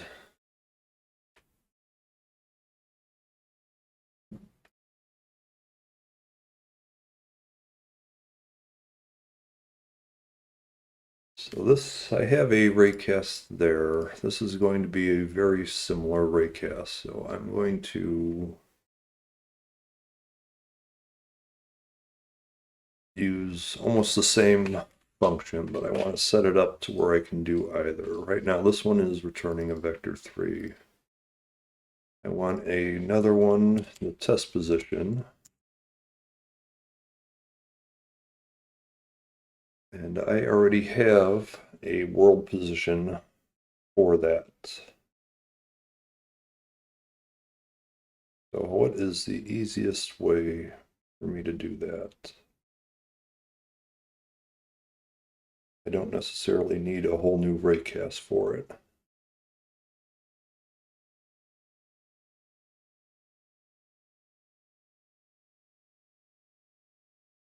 Yeah, I can do a straight down raycast for that. So that'll be an easy one. So start point.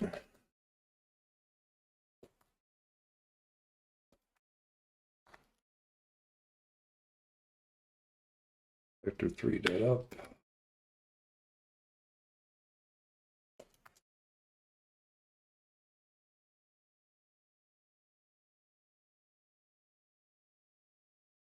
And then I can copy this over, at least to right there.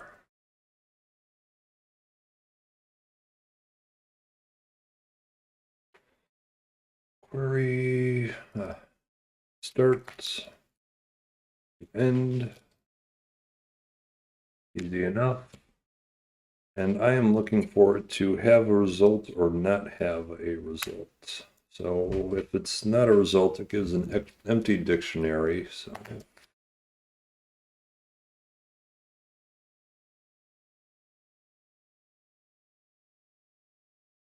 I return a false if that is incorrect.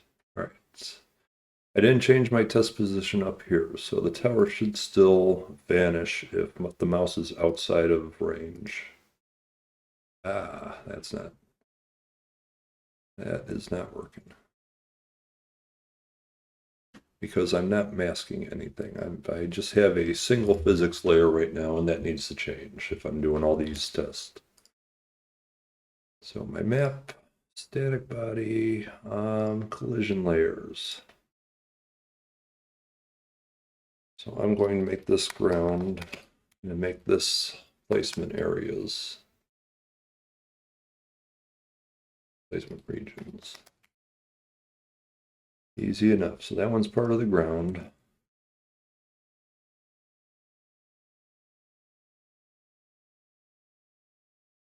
Oh no, this was placement.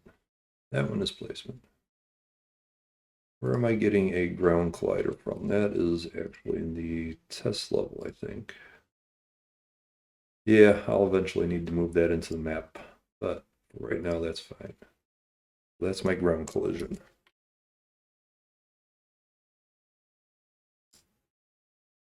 Now I can set that up in my script and limit that out.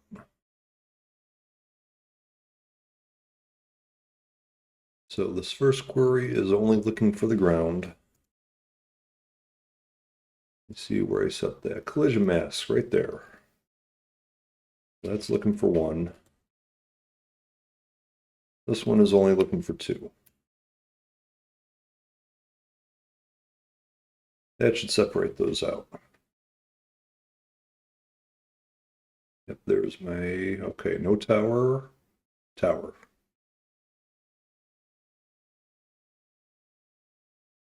Okay, that went a lot better than I thought it was going to.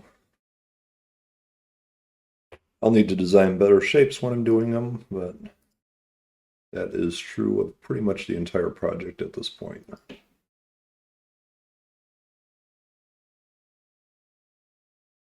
And just to test it, I'm going to try building a 3rd tower. And actually clicking outside of the area to see if it builds one. Well, that ain't good.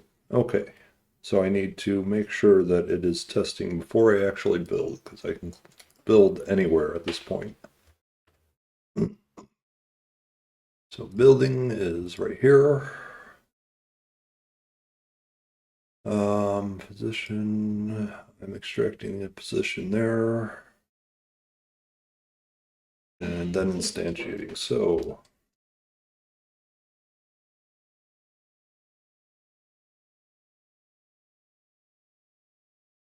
I'm going to break it right there if it's no good.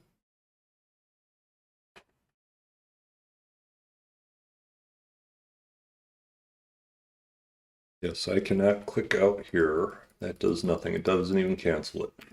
I can cancel it, but that clicking out here does not cancel it. Clicking there builds. That is exactly what I want.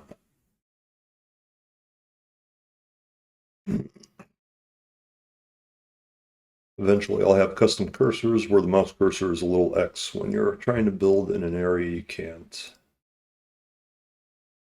For right now, functionally, this is running. And this class is going to have to get refactored at some point because this is a mess. But we'll see. This is a game jam, so I'm trying not to focus on it too much. So my marker is working. It should work for both tower types. For all tower types. Yes, it does. Good. All right, now I can throw in a placement region on the other side of this thing. Have the same setup.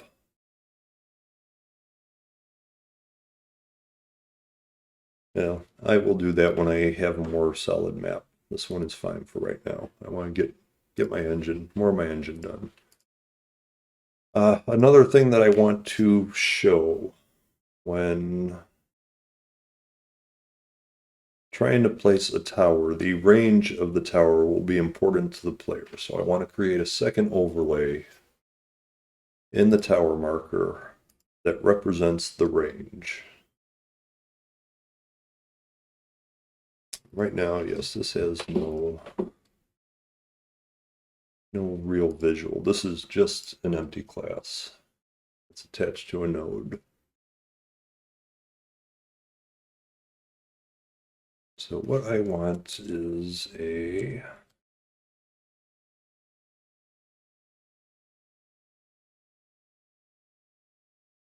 that's right, there is no polygon 3D. How do I draw a quick mesh? I could actually create a dynamic mesh, but I think I'm going to alter this with a circular mesh and just adjust the scale based on the radius. I think that is the better option here. So I'm going to add a cylinder.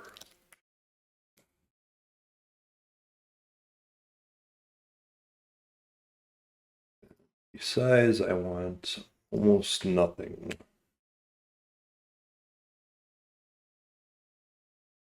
Radius is fine. Well, no, the radius is I want to be 1 because the range is going to be the radius. So now the scale will work. I'm going to throw a semi-transparent material on this one. I'll make this one a greenish to contrast with the blue that I already have on the placement region. And I'm going to start by leaving the transparency off, just throwing it on.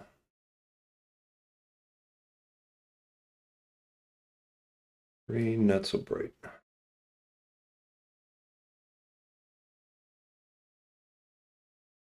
This is attached to the marker.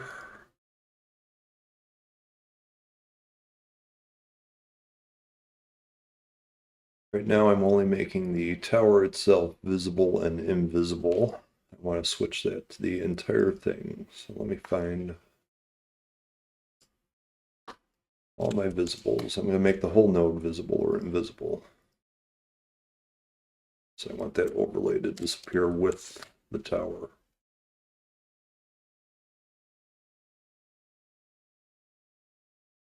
Then when I load my tower, that is part of the description. So I need a link to this mesh.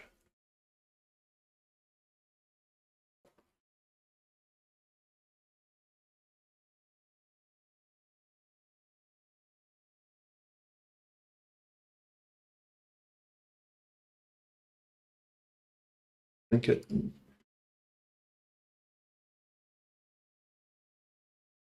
And in my, right here, I'm going to set the scale of that.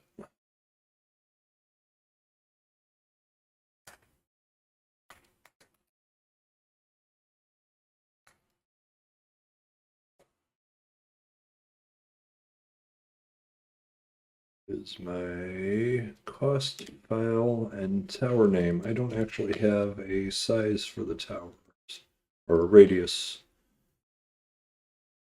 Let me look at my tower and see where I have that stored. It may be easy to get to. I may need to make something to get to it. Let's see.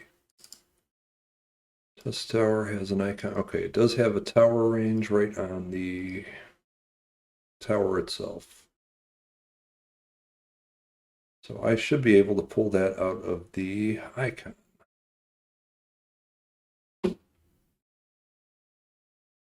In fact, this whole mesh instance will be better off done. Well, no, I'm going to make it part of the overlay for now instead of the icon. In the future, that will probably get moved. So I am instantiating the icon up here, so I have it. And set this.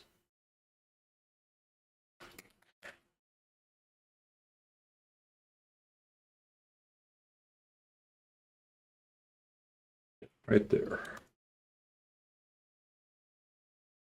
And same for the Z. I'm leaving the Y alone. I don't want it to get too big.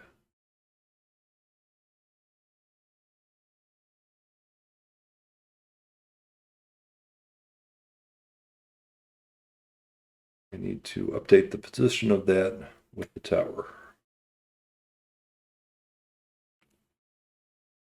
Because right now, much like the visible, I'm just setting the tower's position and not the whole node's position.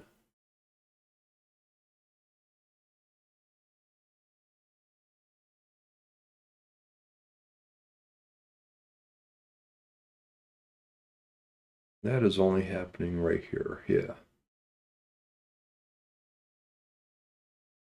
That is the only place that's going on. So this should work. Yeah, there we go. I will need it to be transparent.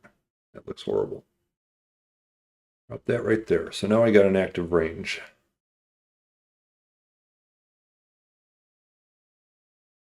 Nice. All right, let me make this semi-transparent.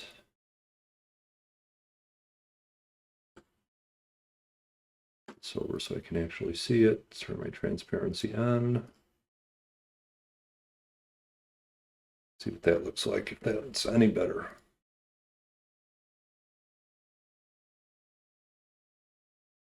Yeah, there we go. That gets the idea across.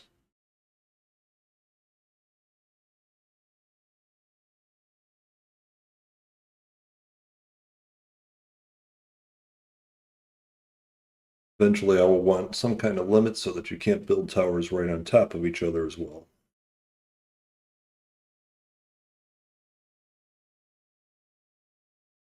All right. Throw one more up. Yeah, I don't want to be able to do that.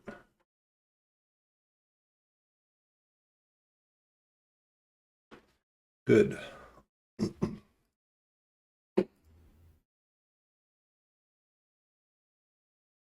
All right, so that took a little bit longer than I was expecting. I didn't get quite as much done today as I wanted, but the next piece is still going to be fairly substantial. So I think that makes a good time to cut it off for today, even though it's a little earlier than I would like. But I still managed to get a good amount done, so I'm happy with it.